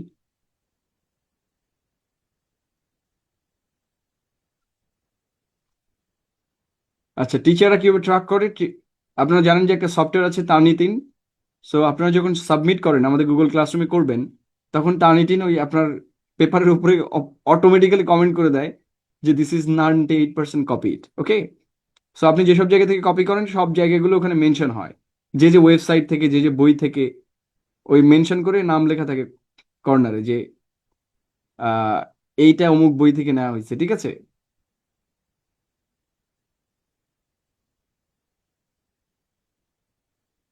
বোঝা গেছে? সো সবকিছু কিন্তু ইজিলি বোঝা যায় যে আপনি কোথা থেকে নিচ্ছেন। বাট এটা মজা আছে। ধরুন আপনি যদি ইংলিশের স্টুডেন্ট হন, if you are preparing yourself for political science in Bangladesh basically, তো আপনি এরকম উল্টা রেফারেন্স ইউজ করতে পারেন। I think you won't get caught. মানে আমি আমার লাইফে কট খাইনি। সামটাইমস আমি কি করি, বিভিন্ন কবি সাহিত্যিকের রেফারেন্স ইউজ করি যেটা আসলে এক্সিস্ট করে না, কারণ আমি তো জানি যে উনি এই বই খুলে জীবনে দেখবেন না, এবং এমন ফিলোসফারের নাম ইউজ করি যেটা নাম সবাই জানে কিন্তু পড়ে নাই, যেহেতু বাংলাদেশের লোকজনটা খুব কম পড়ে। তো বাংলাদেশের ক্ষেত্রে এটা কিছুটা 2 নম্বরই করে যায়, কিন্তু obviously don't try it internationally. So এটা কিন্তু মুহূর্তে কট খাবেন। আর ক্লিয়ার? সো আমি বাংলা সাহিত্যের উত্তর যখন করি, মাঝে মধ্যে আগে ইন্টার এটা করতাম, তখন ইংরেজি সাহিত্যের লেখকদের বিভিন্ন কোটেশন মার্ক করতাম, কারণ আমি তখন জানি যে বেশিরভাগ ক্ষেত্রে এই কোটেশনগুলো কট খাবে না। আমি কাউকে ডিমিন করছি না, বাট ইট ইস খায় না আর কি, খাই নাই আমি যেহেতু আমার নিজের এক্সপিরিয়েন্স থেকে। কিন্তু অবভিয়াসলি ইংলিশ ক্ষেত্রে কিন্তু ইংলিশে এরকম করলে কট খাবেন। আই মিন আপনি যদি রবীন্দ্রনাথ ঠাকুর থেকে রেফারেন্স করেন ইংরেজিতে, তাহলে কট খাওয়ার চান্স কম আছে।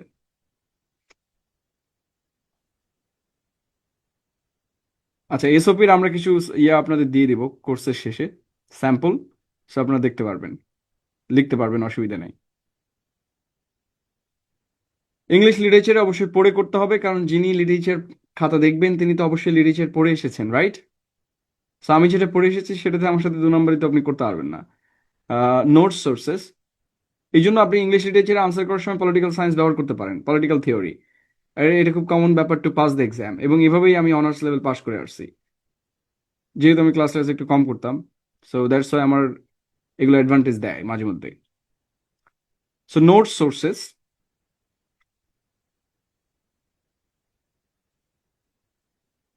আমরা হচ্ছে নোট টেকিং, সাইটেশন ট্র্যাকিং, এই জিনিসটা বুঝতে হবে যে আপনি যখন সাইটেশন দিচ্ছেন তখন ধরেন ফার্স্টে কি করতে হবে, রিসার্চ করতে হবে যে আমি কি কি পড়বো এটার জন্য। সাপোজ আপনি যখন বিসিএস দিতে যাচ্ছেন, আপনার যদি মনে হয় যে you are very good at English, or you know English very well, it doesn't mean that you are going to pass the exam. Even I can fail too if I don't study. কেন? কারণ আমার ওখানে ইনফরমেশনও দরকার। এমন একটা প্রশ্ন করেছে যে প্রশ্ন ইনফরমেটিভ, লাইক একসময় পদ্মা সেতু পড়ছে মনে হয় পরীক্ষায়, তো এখন এটা পিলার কত এটাও গুনতে হবে। এখন আমি যদি না জানি পিলার কত, এটা তো বিপদ না? কিছু করার নাই। এবার এটা অর্থনৈতিক বাজেট কত, এরকম নানা ধরনের কোশ্চেন মাঝে মাঝে পড়ে। এখন পরীক্ষা যদি পড়ে, তখন আমার কিন্তু পড়ালেখা জানা থাকা লাগবে। সো একাডেমির প্রধান বিষয়টা হচ্ছে আপনাকে পড়ে আসতে হবে, পড়ার কোনো অল্টারনেটিভ নাই।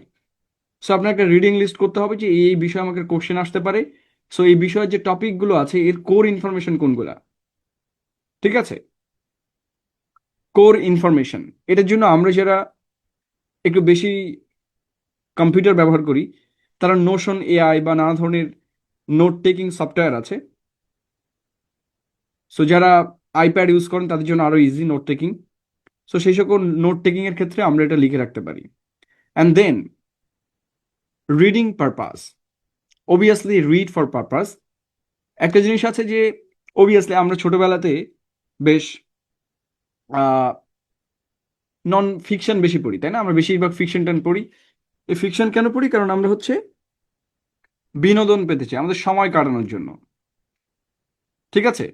যখন গ্রামে ছিলাম ছোটবেলায়, যেহেতু আমার বাসায় কোনো টেলিভিশন ছিল না ওই সময়ে, তখন টিভি দেখতে গেলে বিভিন্ন অন্যজনের বাড়ি যেয়ে বসে থাকতে হতো। জানালা দিয়ে দাঁড়িয়ে দাঁড়িয়ে টিভি দেখছি এককালে। সো টিভিতে তখন ওই যে ফাটাকেস্টের মুভি চলতো, ঠিক আছে? ফাটাকেস্ট, তারপর হচ্ছে রিফিউজি, সঙ্গী সাথী, এইসব ব্যাপক জনপ্রিয় মুভি ছিল। তো এই সময়ে আমরা হচ্ছে স্ক্যাটারলি এই সকল জিনিসপত্র দেখতাম, এগুলো খুব বিনোদনের একটা মাধ্যম ছিল। আহ তো এই সময় হচ্ছে সিনেমা দেখতাম অন্যজনের বাড়ি যেয়ে আর কি, হ্যাঁ, সবাই একদম গোল টোল হয়ে বসে একটা টেলিভিশনের সামনে, মাঝে মাঝে দাঁড়ায়ও দেখতে হতো কারণ জায়গা পাওয়া যেত না, জানালা থেকে দেখতে হতো কারণ পুরো রুম ভর্তি, ঠিক আছে? জানালা ধরে পিঁপড়ার কামড়ও মাঝে মাঝে খাইতে দিচ্ছে, হোয়াট এভার। তো এইটা হচ্ছে যে রিডিং ফর প্লেজার, ঠিক আছে? এই এক্সাম্পলটা হচ্ছে রিডিং ফর প্লেজার। আপনারা অনেকে এটা দেখছেন, একসময় পাখি নাটক হতো, তো গ্রামের সবাই মিলে এই কি পাখি, তারপর হচ্ছে পাখি নাটকের নামটা ভুলে গেছি, হোয়াট এভার, আর একটা কি নাটক ছিল, কিরণ মালা, সব দেখার জন্য একেবারে গ্রামের সমস্ত কি আবাল বৃদ্ধ বনিতা সব লাইনে যেয়ে বসে থাক। আপনারা থাকছেন কিনা আমি জানি না, কারণ তখন এই জিনিসগুলো এত অ্যাভেলেবল ছিল না। এখন অনেকের হয়েছে, আমরা গরিব মানুষ, so এখন we have everything, but yeah. হ্যাঁ আমি তো দেখছি অবশ্যই, আরে সত্যি হোয়াট আ ফিলিং, রাইট?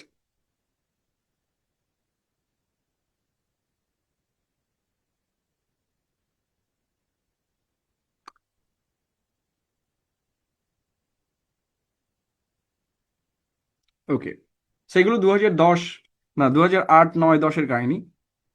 তখন তো আরো সাদা কালো টেলিভিশন ছিল, পরে রঙিন আস্তে আস্তে আসা শুরু করছে, এলজি টেলিভিশন। ওকে, তাহলে ফোকাস রিডিং, হ্যাঁ হাতিম দেখছে, এটা হচ্ছে বিটিভিতে হতো তাই না? বৃহস্পতিবার রাতে অথবা কবে যেন একটা হতো, মঙ্গলবারে। সো এটাও লাইনে বসে দেখা লাগতো প্রতিদিন যে, রাইট, ইত্যাদি তো ঈদের পরে হতো।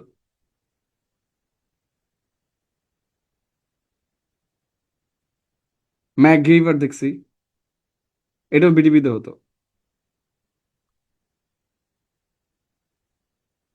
এগুলো দেখতে অনেক কষ্ট হইতো তাই না? তো এই যে কষ্ট করে দেখা, এই জন্য মনে আছে। এখন আপনি প্রতিদিন কি দেখেন, এই মনে থাকে?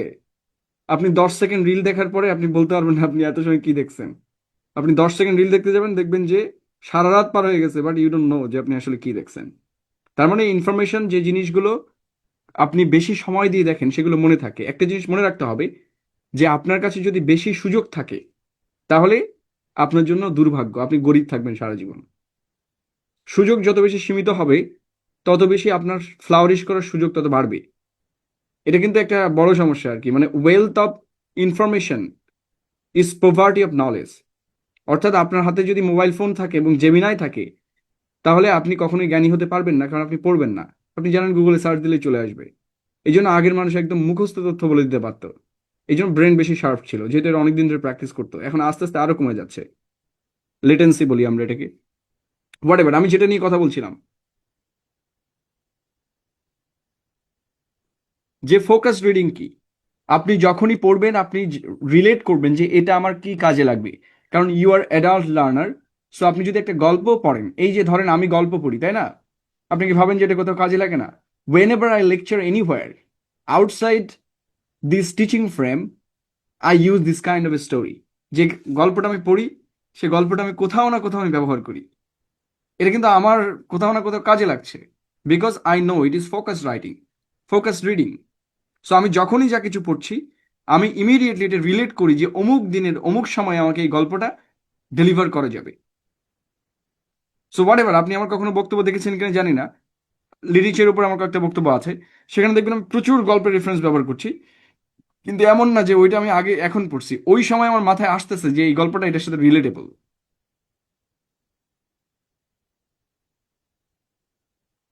আরো ক্লিয়ার? এখন একজন পাগল হয়ে গেছে, আমি বোঝে না সে বোঝে না দেখছি কিনা, অবশ্যই দেখছি। শুধু তাই না, আরো কি কি যেন দেখছি, ওই যে একজন বলে পাকিস্তানি ড্রামা এখন চলতেছে, কি জিন্দেগি হেতু, তো এটা ব্যাপক জনপ্রিয় ধরেন এখন। তো এর আগে যত সিনেমা আছে, আমার কাছে পাকিস্তানি একটা ড্রামাই ভালো লাগছে, সেটা হচ্ছে Parijat. If you have any chance to see, watch, you can watch that, Parijat বলে, হ্যাঁ। অসাধারণ এটা, আমার কাছে মনে হয়েছে you should watch it if you want to learn poetry আর কি, রাইট? হোয়াট এভার, তাহলে ফোকাস রাইটিং কিভাবে ডেভেলপড হয়, আমি একটা বই দেখাই। ধরেন তাদের কাছে কি আছে, কিছুই তো নাই।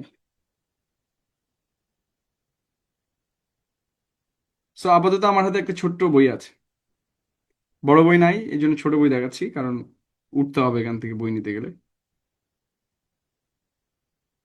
দেখা যায়।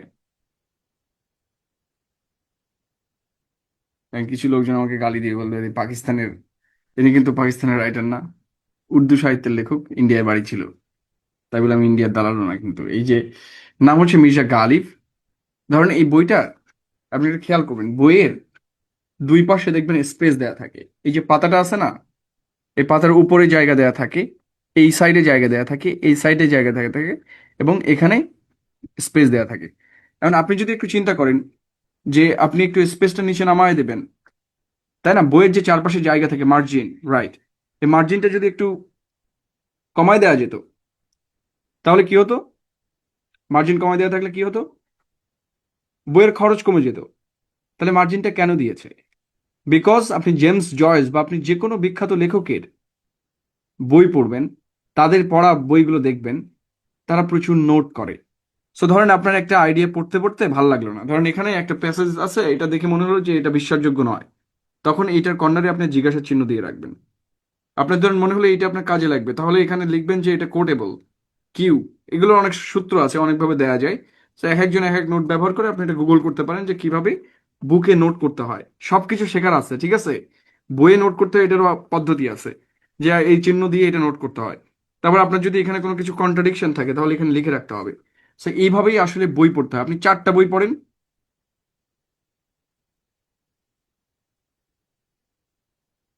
4টে ভাবে পড়েন, আপনাকে লট পড়তে হবে না। বুঝাতে পেরেছি? তাহলে বইয়ের পাশে কেন মার্জিন খালি থাকে?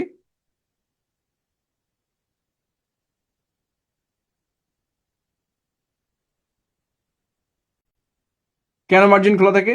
কারণ নোট টেকিং এর জন্য। ফলে আপনি যখনই পড়বেন, ইমিডিয়েটলি অবশ্যই বই নোট করবেন। এবং এটা মনে রাখবেন যে কিছু লোকজন আছে যারা বইটাকে গুছিয়ে রাখে, চকচক তক করতেছে। তো বই চকচক তক করলে মনে রাখবেন ওই বই একদিন কেজিতে বিক্রি হবে, ঠিক আছে? আপনার পোলাপান হইলে তারা আর বই পড়বে না, এটা রিয়েল কেস। বুদ্ধিজীবীদের ছেলেপেলেগুলো কেউ বুদ্ধিজীবী হয় নাই। তো যার কারণে এই বই একদিন কেজিতে ঝালমুড়ির দোকানে বিক্রি হবে। সো বেস্ট রিডার তারা যাদের বই পড়ার পরে ওই বইয়ের অস্তিত্ব থাকে না, মানে ছিঁড়ে গুঁড়ে অবস্থা শেষ। সো দ্যাটস এ কোনো বাচ্চা বই ছিল লাইক ইট, বাট পড়তে পড়তে শিখতে হবে। Am I clear? সো বই গুছিয়ে রেখে অবশ্যই সেটার হাইয়েস্ট বেনিফিট নিতে হবে। বই যদি না দেখান, বই কেনার দরকার নেই, বাবা তুমি পিডিএফ পড়ো। Then make notes. আলাদা নোট করলে এটা একদিন হারায় যাবে। সো বইয়ের সাথে সবসময় নোট করে রাখতে হবে, যাতে করে পরবর্তী প্রজন্ম কেউ পড়লে ওই নোটটাও পায়। What ever, make notes. Information extraction. ধরেন আজকে যদি আপনার কাছে একটা শামসুর রহমানের বই দেওয়া হয়, মানে শামসুর রহমান পড়ছে এমন বই, আর তার পাতায় পাতায় শামসুর রহমানের নোট দেওয়া আছে, কেমন লাগবে পড়তে? ভালো লাগবে না? তো দিস ইজ দ্য ফ্যাক্ট। যার ভালো লাগবে না সে তার বই পড়ার দরকার নেই, আপনি ঘুমান। So make notes, information extraction. যখনই আপনি কোনো জায়গা থেকে কোনো প্যাসেজ পাবেন যেটা আপনার রিলেটেবল, ধরেন আপনি বিসিএস এ ব্যবহার করবেন, এখন আপনাকে যেটা করতে হয়, সেটা কি করতে হয়? ওই বই আবার খুলবেন, খুলে তারপর প্যাসেজ খুঁজবেন, খুঁজে বের করবেন, তারপর তো। সো যেটা হবে সেটা হচ্ছে, যদি এমন কোনো প্যাসেজ বা লাইন আপনার পছন্দ হয় যেটা আপনি পরে ইউজ করতে চান, তাহলে অবশ্যই সেটা কোনো নোট টেকিং অ্যাপে, এখন মোবাইল ফোন যেহেতু আছে, এখন কিন্তু স্ক্যান করা যায়। আই মিন ওই আপনি সাথে সাথে কোটেশনটা স্ক্যান করে এক্সট্রাক্ট করে ফেলতে পারবেন, তাই না? মানে ছবি থেকে টেক্সটে রূপান্তর করা যায়। তো ছবি তুলে আপনি টেক্সটে রূপান্তর করে ওই নোটে রেখে দিবেন। এবং শুধু রাখলেই হবে না, রাখার সাথে সাথে বইয়ের পেজ নাম্বার, রাইটার নাম্বার এটা অবশ্যই লিখে রাখবেন, এবং এডিশন নাম্বার, যাতে পরবর্তীতে জীবনে কখনো কাজে লাগলে আপনি বই থেকে আরেকবার দেখে নিতে পারেন। Am I clear? অনেকেই নোট করে রাখে কিন্তু book number and page number লিখে রাখে না। যখনই আপনি পত্রিকা থেকে নোট করবেন, অবশ্যই পেজ নাম্বার অ্যান্ড ডেট লিখে রাখবেন। এবং আর্টিকেলের নাম যদি সম্ভব হয়, অনেক বেশি তথ্য নিলে আর্টিকেলের নাম লিখে রাখবেন। কেন? কারণ ভবিষ্যতে যদি আবার কখনো আপনার প্রয়োজন পড়ে, তাহলে গুগলে সার্চ দিলে ইমিডিয়েটলি পুরোটা চলে আসবে। Are you clear? তো একটু বুদ্ধি না হলে কিন্তু, বেশি চালাক হলে ধরা খাবেন। তখন অনেকের সাথে এটা হয়, পরে আর খুঁজে পায় না যে কোত্থেকে এটা নিছে সে।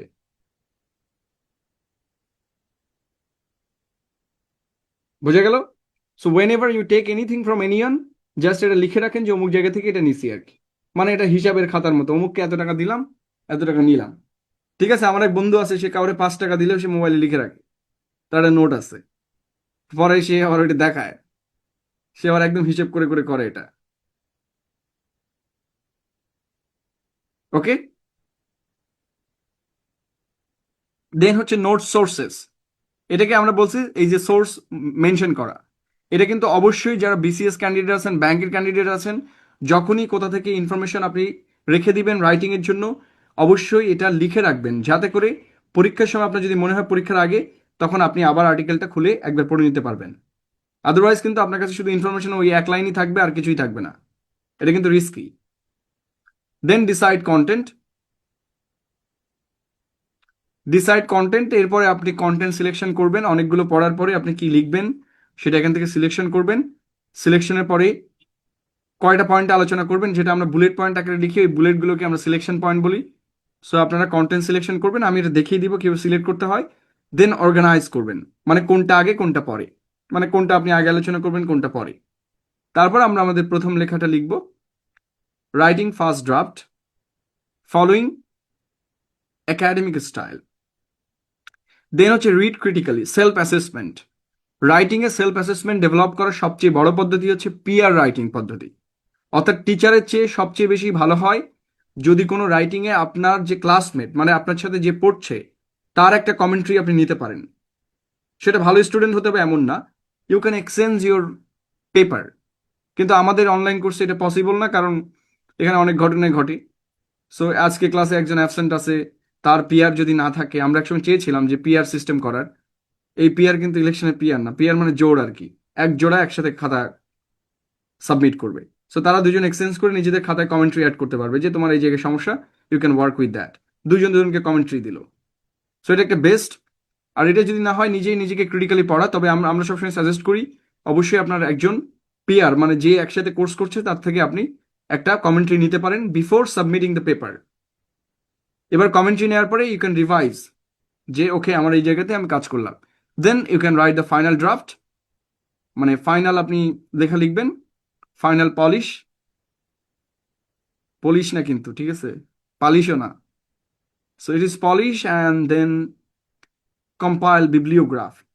সো আপনার যদি কোনো রেফারেন্স থাকে, if you want to mention, যদি যেহেতু পরীক্ষার খাতায় রেফারেন্স লাগবে না, বাট যারা অ্যাসাইনমেন্ট জমা দিবেন তাদের তো অবশ্যই রেফারেন্স দিতে হবে। দ্যাটস ওয়াই আপনাকে দেন রেফারেন্স ইউজ করতে হবে। অ্যান্ড আমরা এটা আপনাকে শেখাবো যে কিভাবে রেফারেন্স দিতে হয়। আহ, ঠিক আছে, এমএলএ আছে। সো আপনারা যে যেটা ব্যবহার করেন, আমরা দুইটা শেখাবো। একটা শিখলেই হবে আর কি, বাকিগুলো ইজি। অথবা অনলাইনে আমি দেখিয়ে দিব যে এখান থেকে আপনি সাইটেশন সিস্টেম করতে পারবেন। রাইট, এপিএ এবং এমএলএ এই দুটো করে দিব। ঠিক আছে, এই দুটাই হচ্ছে মোস্টলি ইউজ করা হয়। Okay, then there comes writing effective introduction. কিভাবে একটা ইন্ট্রোডাকশন লিখতে হয়। ঠিক আছে, আমাদের পেজ কি চেঞ্জ হয়েছে? মানে আমরা আগে সেই পেজ দেখতে পাচ্ছি নাকি নতুন কোনো পেজ?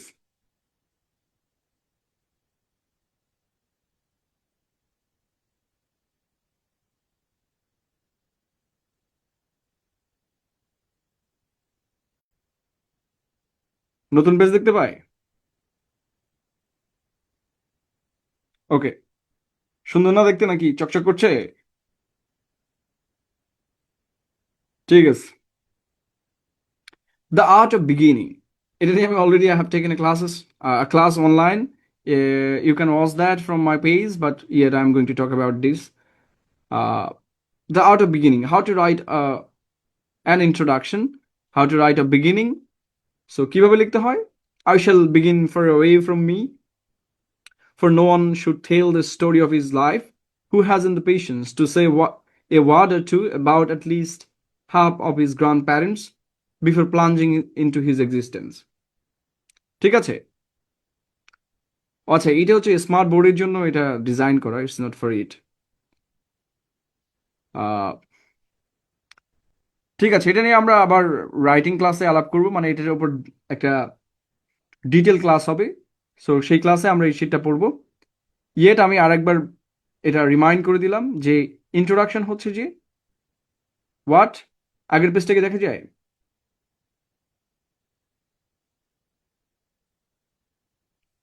নাকি new? I mean I have change the page.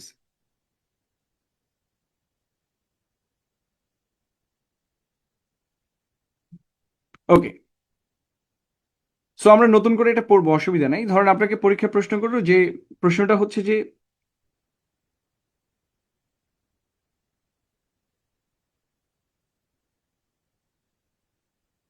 Lady Macbeth ম্যাকবেথকে কিভাবে কিং হতে সাহায্য করেছিল? এটা একটা ইংলিশ লিটারেচার প্রশ্ন। উইলিয়াম শেক্সপিয়ারের আহ, বিখ্যাত ট্রাজেডি ম্যাকবেথ থেকে নেওয়া হয়েছে।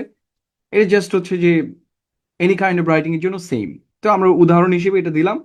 কেন দিলাম? এটা ঢাকা ইউনিভার্সিটি প্রোভাইড করেছে, যে এক্সাম্পলটা দেওয়া আছে। কিন্তু অবভিয়াসলি এটা আমরা বইয়ে ব্যবহার করতে পারবো না, যেহেতু আমাদের অথরিটি নাই। সাইটেশন দিলেও ব্যবহার করতে পারবো না, কারণ এটা technical kind of example. So university written permission লাগবে। দ্যাটস ওয়াই আমরা এখানে ব্যবহার করতে পারবো ইন ক্লাস, বাট আমাদের বইয়ে এটা থাকবে না। দিস এক্সাম্পল বইয়ে যেটা থাকবে সেটা আমি আগামী ক্লাসে পড়াবো। জাস্ট এক্সাম্পল হিসেবে দিলাম ক্রেডিবিলিটির জন্য, ইউনো। সো আমরা কেন একটা ইন্ট্রোডাকশন লিখি? ইন্ট্রোডাকশন কি? A good impression on reader, যিনি পড়বেন। রিডার বলতে এখানে examiner. Indicate structure of writing. আমরা স্ট্রাকচার অফ রাইটিং মানে আমরা লেখাটা কিভাবে লিখছি, whether it is an argumentative essay or uh, is it a descriptive essay, or is it uh, expository, or any kind of cause and effect. So আমি কি ধরনের লেখা লিখছি? এটা কি একটা প্যারাগ্রাফ, নাকি এটা ডিজার্টেশন? ডিজার্টেশনে কি থাকে? ডিজার্টেশনে থাকে ইন্ট্রোডাকশনের জায়গায় অ্যাবস্ট্রাক্ট থাকে। ঠিক আছে, একই জিনিস কিন্তু সেম থিং, ডিফারেন্ট নেম আর কি। প্যারাগ্রাফে থাকে টপিক সেন্টেন্স, বাট নেমটা ডিফারেন্ট হলেও কর্ম কি একই। নাম পাল্টালে কি আর চরিত্র পাল্টায়?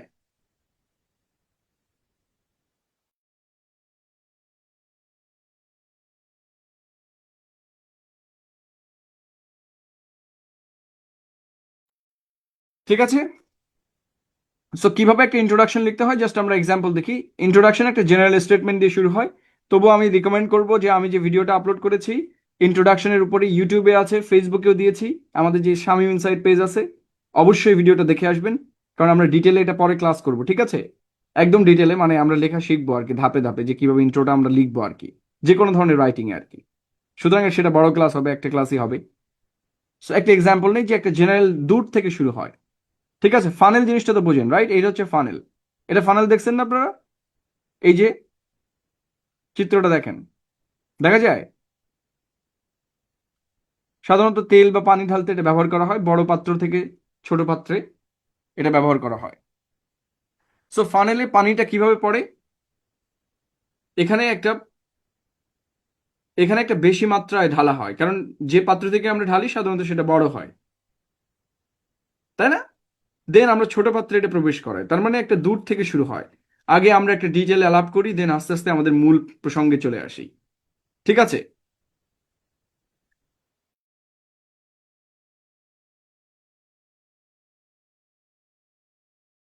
ধরেন আপনাকে কেউ নক দিল, ঠিক আছে, 20 বছর পরে নক দিছে আপনার কোনো বন্ধু। সাধারণত 20 বছর পরে নক দিয়ে সে প্রথমে কি বলবে? দোস্ত কেমন আছিস, শরীর ভালো, বাড়িতে বউ ভালো আছে, বলার পরে বলেন তো কি বলবে? সামটাইমস, যে এটা কি, এটা বিপদে পড়ছি, can you send me some money? তো তার মানে হচ্ছে যে উই স্টার্ট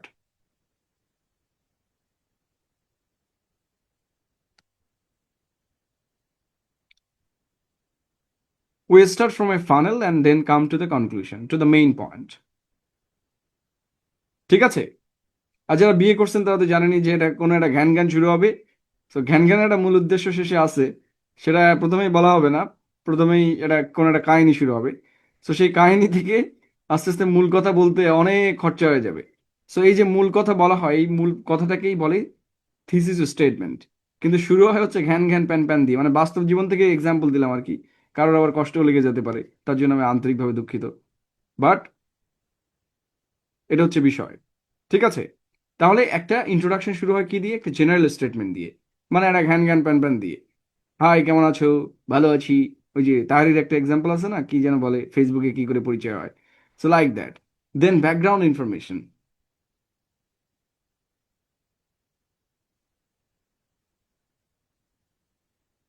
ঠিক আছে। তারপর কি? একটা ব্যাকগ্রাউন্ড ইনফরমেশন দেয় ওই বিষয় সম্পর্কে, যে পেছনে কি কি ঘটছে। তারপর আস্তে আস্তে ন্যারোয়িং ফোকাস, ধরুন ফানেলটা আমরা বুঝাচ্ছি, এটা হচ্ছে ফানেলের যে নল থাকে, নল তো বোঝেন নাকি? এটাকে কি বলে, হোয়াটএভার। সো এই নলটা হচ্ছে এই নলে প্রথমে থাকবে জেনারেল স্টেটমেন্ট, একটু বড় থাকবে, আস্তে আস্তে এটা চিকন হতে শুরু করবে, then background information, narrowing focus, and then আমাদের মূল কথা। মূল কথা মানে আমরা মূল কি বিষয়ে আলাপ করবো, আমাদের মূল যে প্রশ্ন, পরীক্ষায় ঠিক যে প্রশ্নটা পড়েছে ওটার এক্স্যাক্ট আনসার, এটাকে আমরা বলি মূল ভাব। সো এক্স্যাক্ট আনসারটা একবারে দিতে হবে, এক লাইনের ভেতরে পুরো উত্তর থাকতে হবে। সো পরীক্ষায় প্রশ্ন করেছে যে লেডি ম্যাকবেথ কিভাবে ম্যাকবেথকে রাজা হতে সাহায্য করেছিল, তা আমাদের উত্তর দিতে হবে এভাবে রাজা হতে সাহায্য করেছিল, রাইট? এক লাইনে তো বলে দেওয়া যায়। সেই এক লাইনে যে উত্তরটা দেওয়া যায়, সেই এক লাইনের কথাটাকেই আমরা বলি স্পেসিফিক থিসিস স্টেটমেন্ট। তো আমাদের প্রশ্ন আসছে ম্যাকবেথ নিয়ে, আমরা শুরু করবো একটু দূর থেকে, আগে নানা দাদির গল্প বলে আসবো, ঠিক আছে? সো আমরা নেক্সট ক্লাসে এটা আলাপ করবো কিভাবে লিখতে হয়, just example. So William Shakespeare প্রশ্ন পড়ছে কি নিয়ে, লেডি ম্যাকবেথ নিয়ে, আর আমরা শুরু করছি দেন কই দিয়ে? William Shakespeare is the greatest playwright in the world. One of the most striking characters in William Shakespeare's tragedy Macbeth is Lady Macbeth. তো শেক্সপিয়ার এর উচ্চারণটা একটু দেখেন, হ্যাঁ, অনেকে উল্টাপাল্টা উচ্চারণ করে। So don't do that. She is just as ambitious as Macbeth, but it is not only her ambition, also her determination and lack of morality. দেখেন, it is not only her ambition, প্রথম point, her ambition. দ্বিতীয় point, her determination. তৃতীয় point, lack of morality.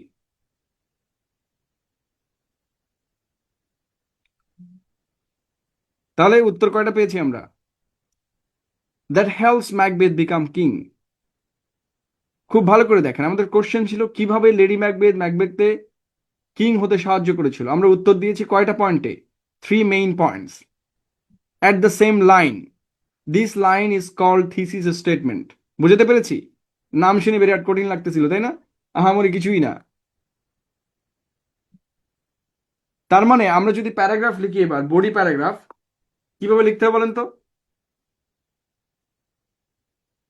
প্রথম প্যারাগ্রাফটা হবে হার ambition গুলো কি কি ছিল, কিভাবে তার অ্যাম্বিশন গুলো প্রকাশ পেয়েছিল, মানে কি কি কোটেশন আছে, যেহেতু এটা লিটারেচারের কোশ্চেন।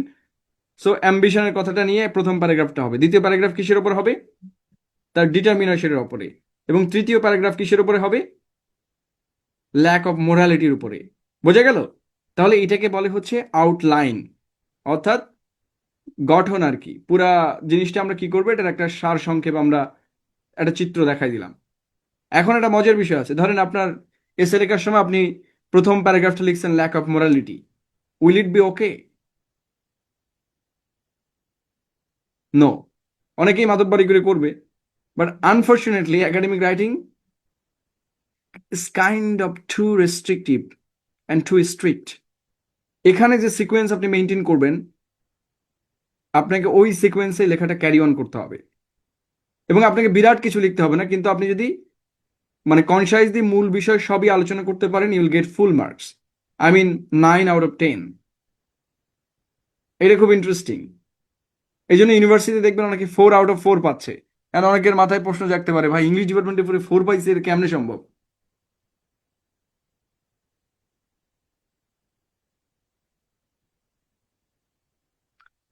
তাই না? তো কেমনে পাইলো? কারণ একাডেমিক জগতে এক্সাক্ট আনসারটাই মূল কথা, আপনি প্রশ্ন বুঝেছেন কিনা এবং এক্স্যাক্টলি আনসার করতে পারছেন কিনা। If your answer and grammar is correct, you will get full marks. এটাই খুব মজা। বাট আমরা স্কুল কলেজে এই জিনিসটা অভ্যস্ত নয়, আমরা খুব ভালো লিখলেও টিচার ইচ্ছা করে 7 দেয়, যাতে করে সে বুঝাইতে পারে যে আমি বিরাট বড় শিক্ষক। এটা অনেক পাবলিক ইউনিভার্সিটিতে ঘটে, বাট প্রাইভেটে বা এখন আমার ইউনিভার্সিটি চেঞ্জ হয়েছে, ঢাকা ভার্সিটিতে এখন নাম্বার দেয় ভালো। আমাদের ইংলিশ টিচার মার্কস দেয় ভাই, সব জায়গায় দেয় অলমোস্ট, কিন্তু ন্যাশনাল হচ্ছে দুর্ভাগা। তাদের আর কি বলবো, তাদের সাথে অনেক অন্যায় অত্যাচার, দেশটাই তো একটা বৈষম্যের উপর দাঁড়ায় আছে। সবচেয়ে বেশি অন্যায় মনে হয় এদের উপরেই হয়।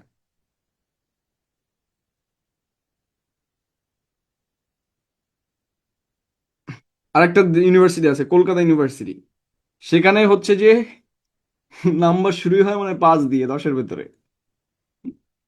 ঠিক আছে? কোনো টিচার যদি কারো ফেল করাইতে পারে সে গর্ববোধ করে যে আমার কোর্সে এতজন স্টুডেন্ট ফেল করছে। এইটা কলকাতার হিস্ট্রি, মানে সেখানে সবচেয়ে কম সিজিপিএ আসে, বা 2.7 পাইলেও লোকে বলে যে আরে ইজ কলকাতা ইউনিভার্সিটি গ্রাজুয়েট, 2.7 পাইছে, বিরাট ভালো স্টুডেন্ট। এক ক্লাস সেকেন্ড ক্লাস পাইলেও ফুলের মালা দিতে, তাই না? ওই আমাদের মতো অবস্থায় এনে বাংলাদেশেও আগে কিছু ছিল, এখন আস্তে আস্তে ভালো হয়েছে।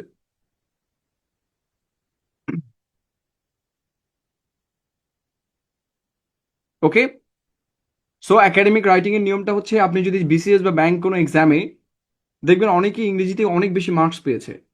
কেন পেয়েছে? কারণ তারা টু দ্য পয়েন্ট আনসার করেছে। ইট ডাজন্ট ম্যাটার দ্যাট আপনি কতটুকু লিখেছেন।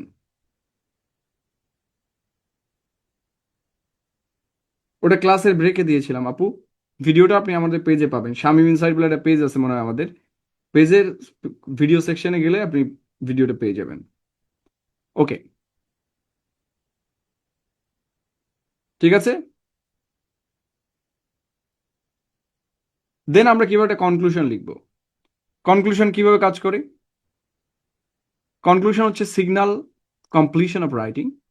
লোকজনকে জানায়া দেয় বাবা লেখাটা শেষ হওয়ার পথে, আমরা বিদায় নিচ্ছি, দেখা হচ্ছে অন্য কোনো ভিডিওতে। ততক্ষণ ভালো থাকুন, সুস্থ থাকুন, খোদা হাফেজ।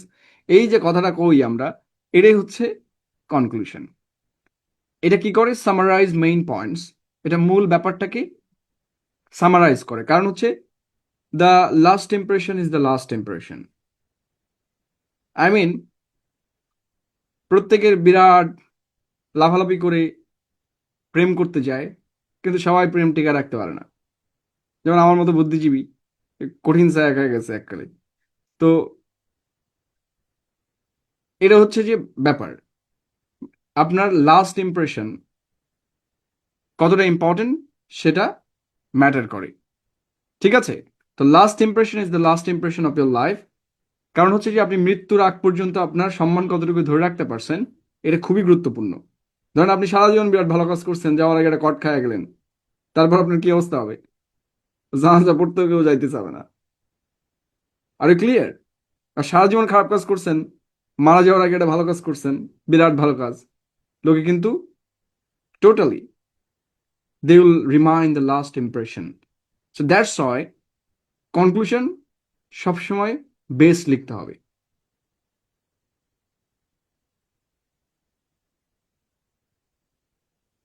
ওকে,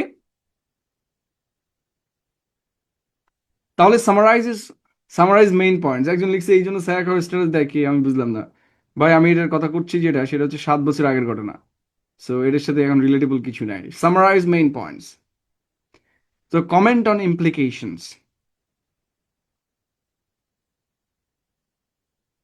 কমেন্ট অন ইমপ্লিকেশনস। আমাদের যদি এমন কোনো বাধা উৎপন্ন হয়, যদি আমাদের প্রবলেম সলিউশন এসে পড়ে, মানে আপনার কাছে জিজ্ঞাসা করলো যে এখানে একটা কি কি সমস্যা আছে, তাহলে আপনাকে সমস্যা নিয়ে আলোচনা করতে হবে। যেমন অনেকেই কোশ্চেন বোঝে না, পরীক্ষায় যদি পড়ে প্রবলেমস অফ ট্রাফিক জ্যাম, তার মানে হচ্ছে ট্রাফিক জ্যামের সমস্যাগুলো কি কি। ধরেন কজ অফ ট্রাফিক জ্যাম মানে ট্রাফিক জ্যাম কেন হয়, আর প্রবলেমস অফ ট্রাফিক জ্যাম মানে ট্রাফিক জ্যামের ফলে কি কি প্রবলেম হয়। আরে clear? So getting the question is very difficult. Like IELTS এই ধরনের বাস মাঝে মাঝে দেয়, কোশ্চেন আগে পড়তে হবে খুব ভালো করে, যে প্রবলেমস অফ ট্রাফিক জ্যাম মানে কি, ট্রাফিক জ্যামের ফলে উদ্ভূত সমস্যা কি কি, আর ট্রাফিক জ্যাম কেন হয়, দুটো কি একই জিনিস নাকি? সো পরীক্ষা যদি আপনাকে প্রশ্ন করে যে ট্রাফিক জ্যাম কেন হয়, তাহলে কি করে কমানো যায় সে বিষয়ে আপনার একটা জ্ঞান দেওয়া উচিত একেবারে কনক্লুশনে যেয়ে।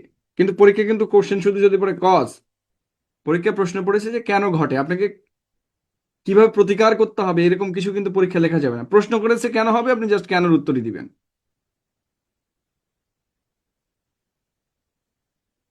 ওকে, সো লুক এট দিস। তাহলে সামারাইজেস মেইন পয়েন্টস, এবং একটা জিনিস মনে রাখতে হবে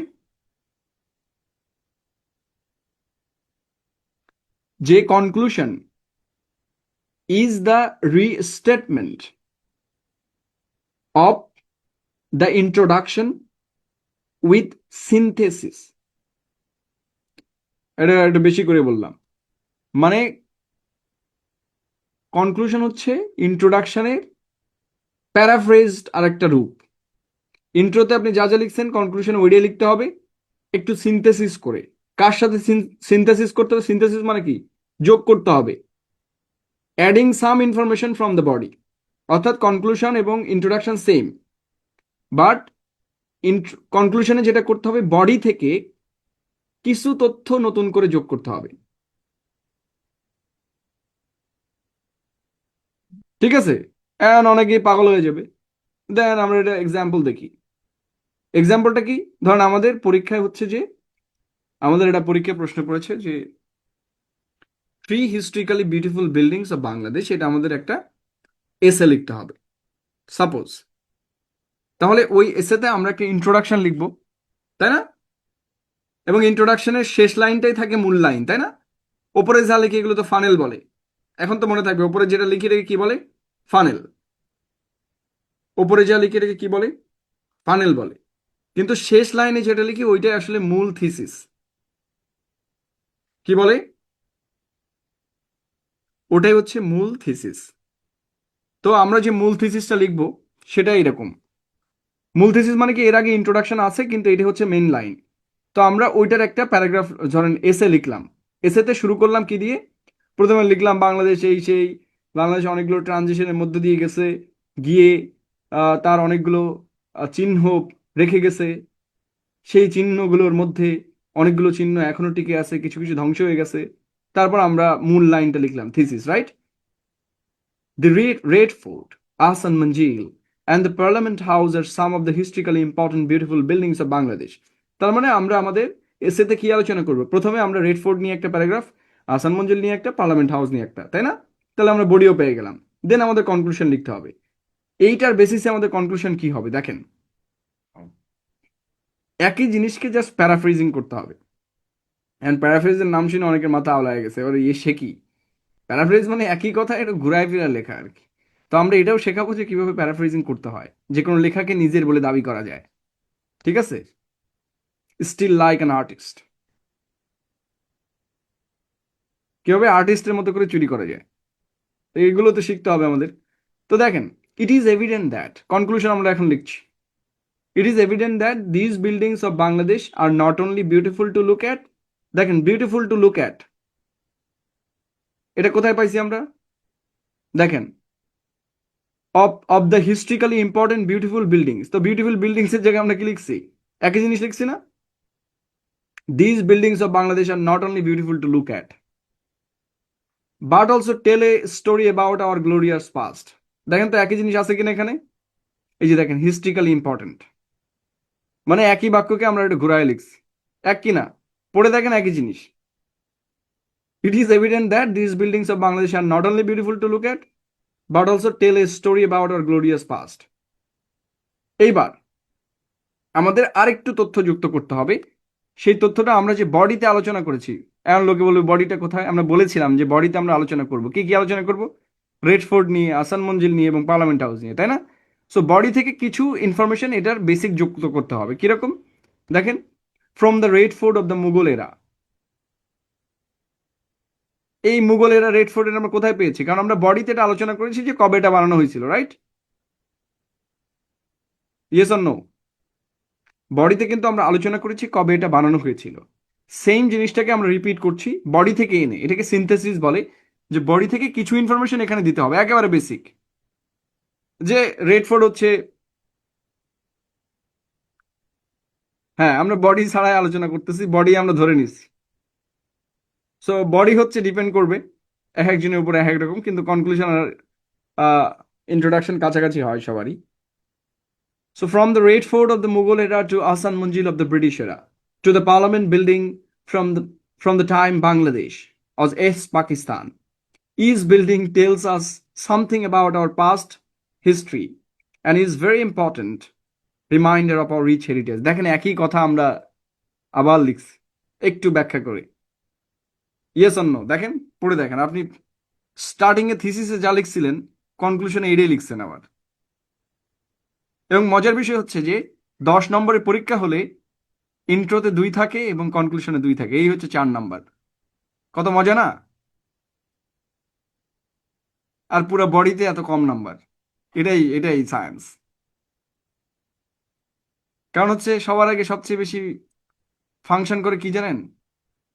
মানে একটা মানুষের কি দেখে সবাই সবার আগে পছন্দ করে বলেন তো?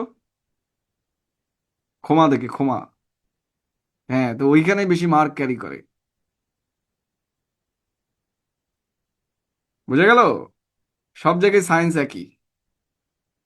ক্ষমা মানে বুঝেন না, ক্ষমা মানে হচ্ছে মুখ।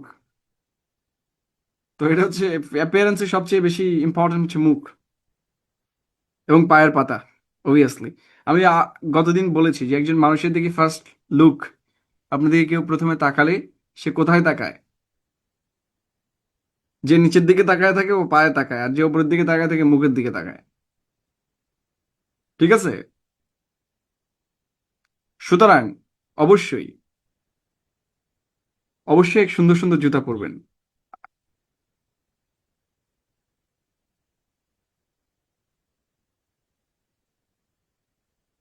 হ্যাঁ, মুখ এবং পায়ের নখ, ইয়েস।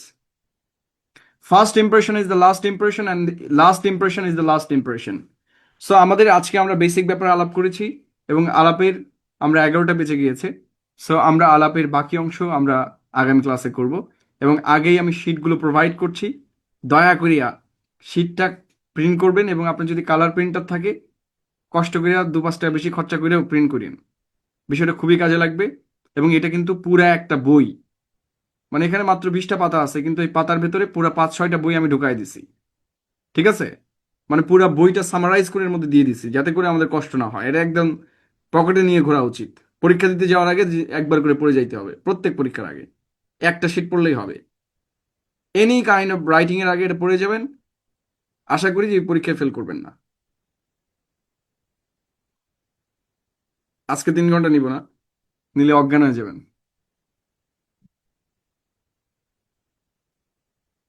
ঠিক আছে।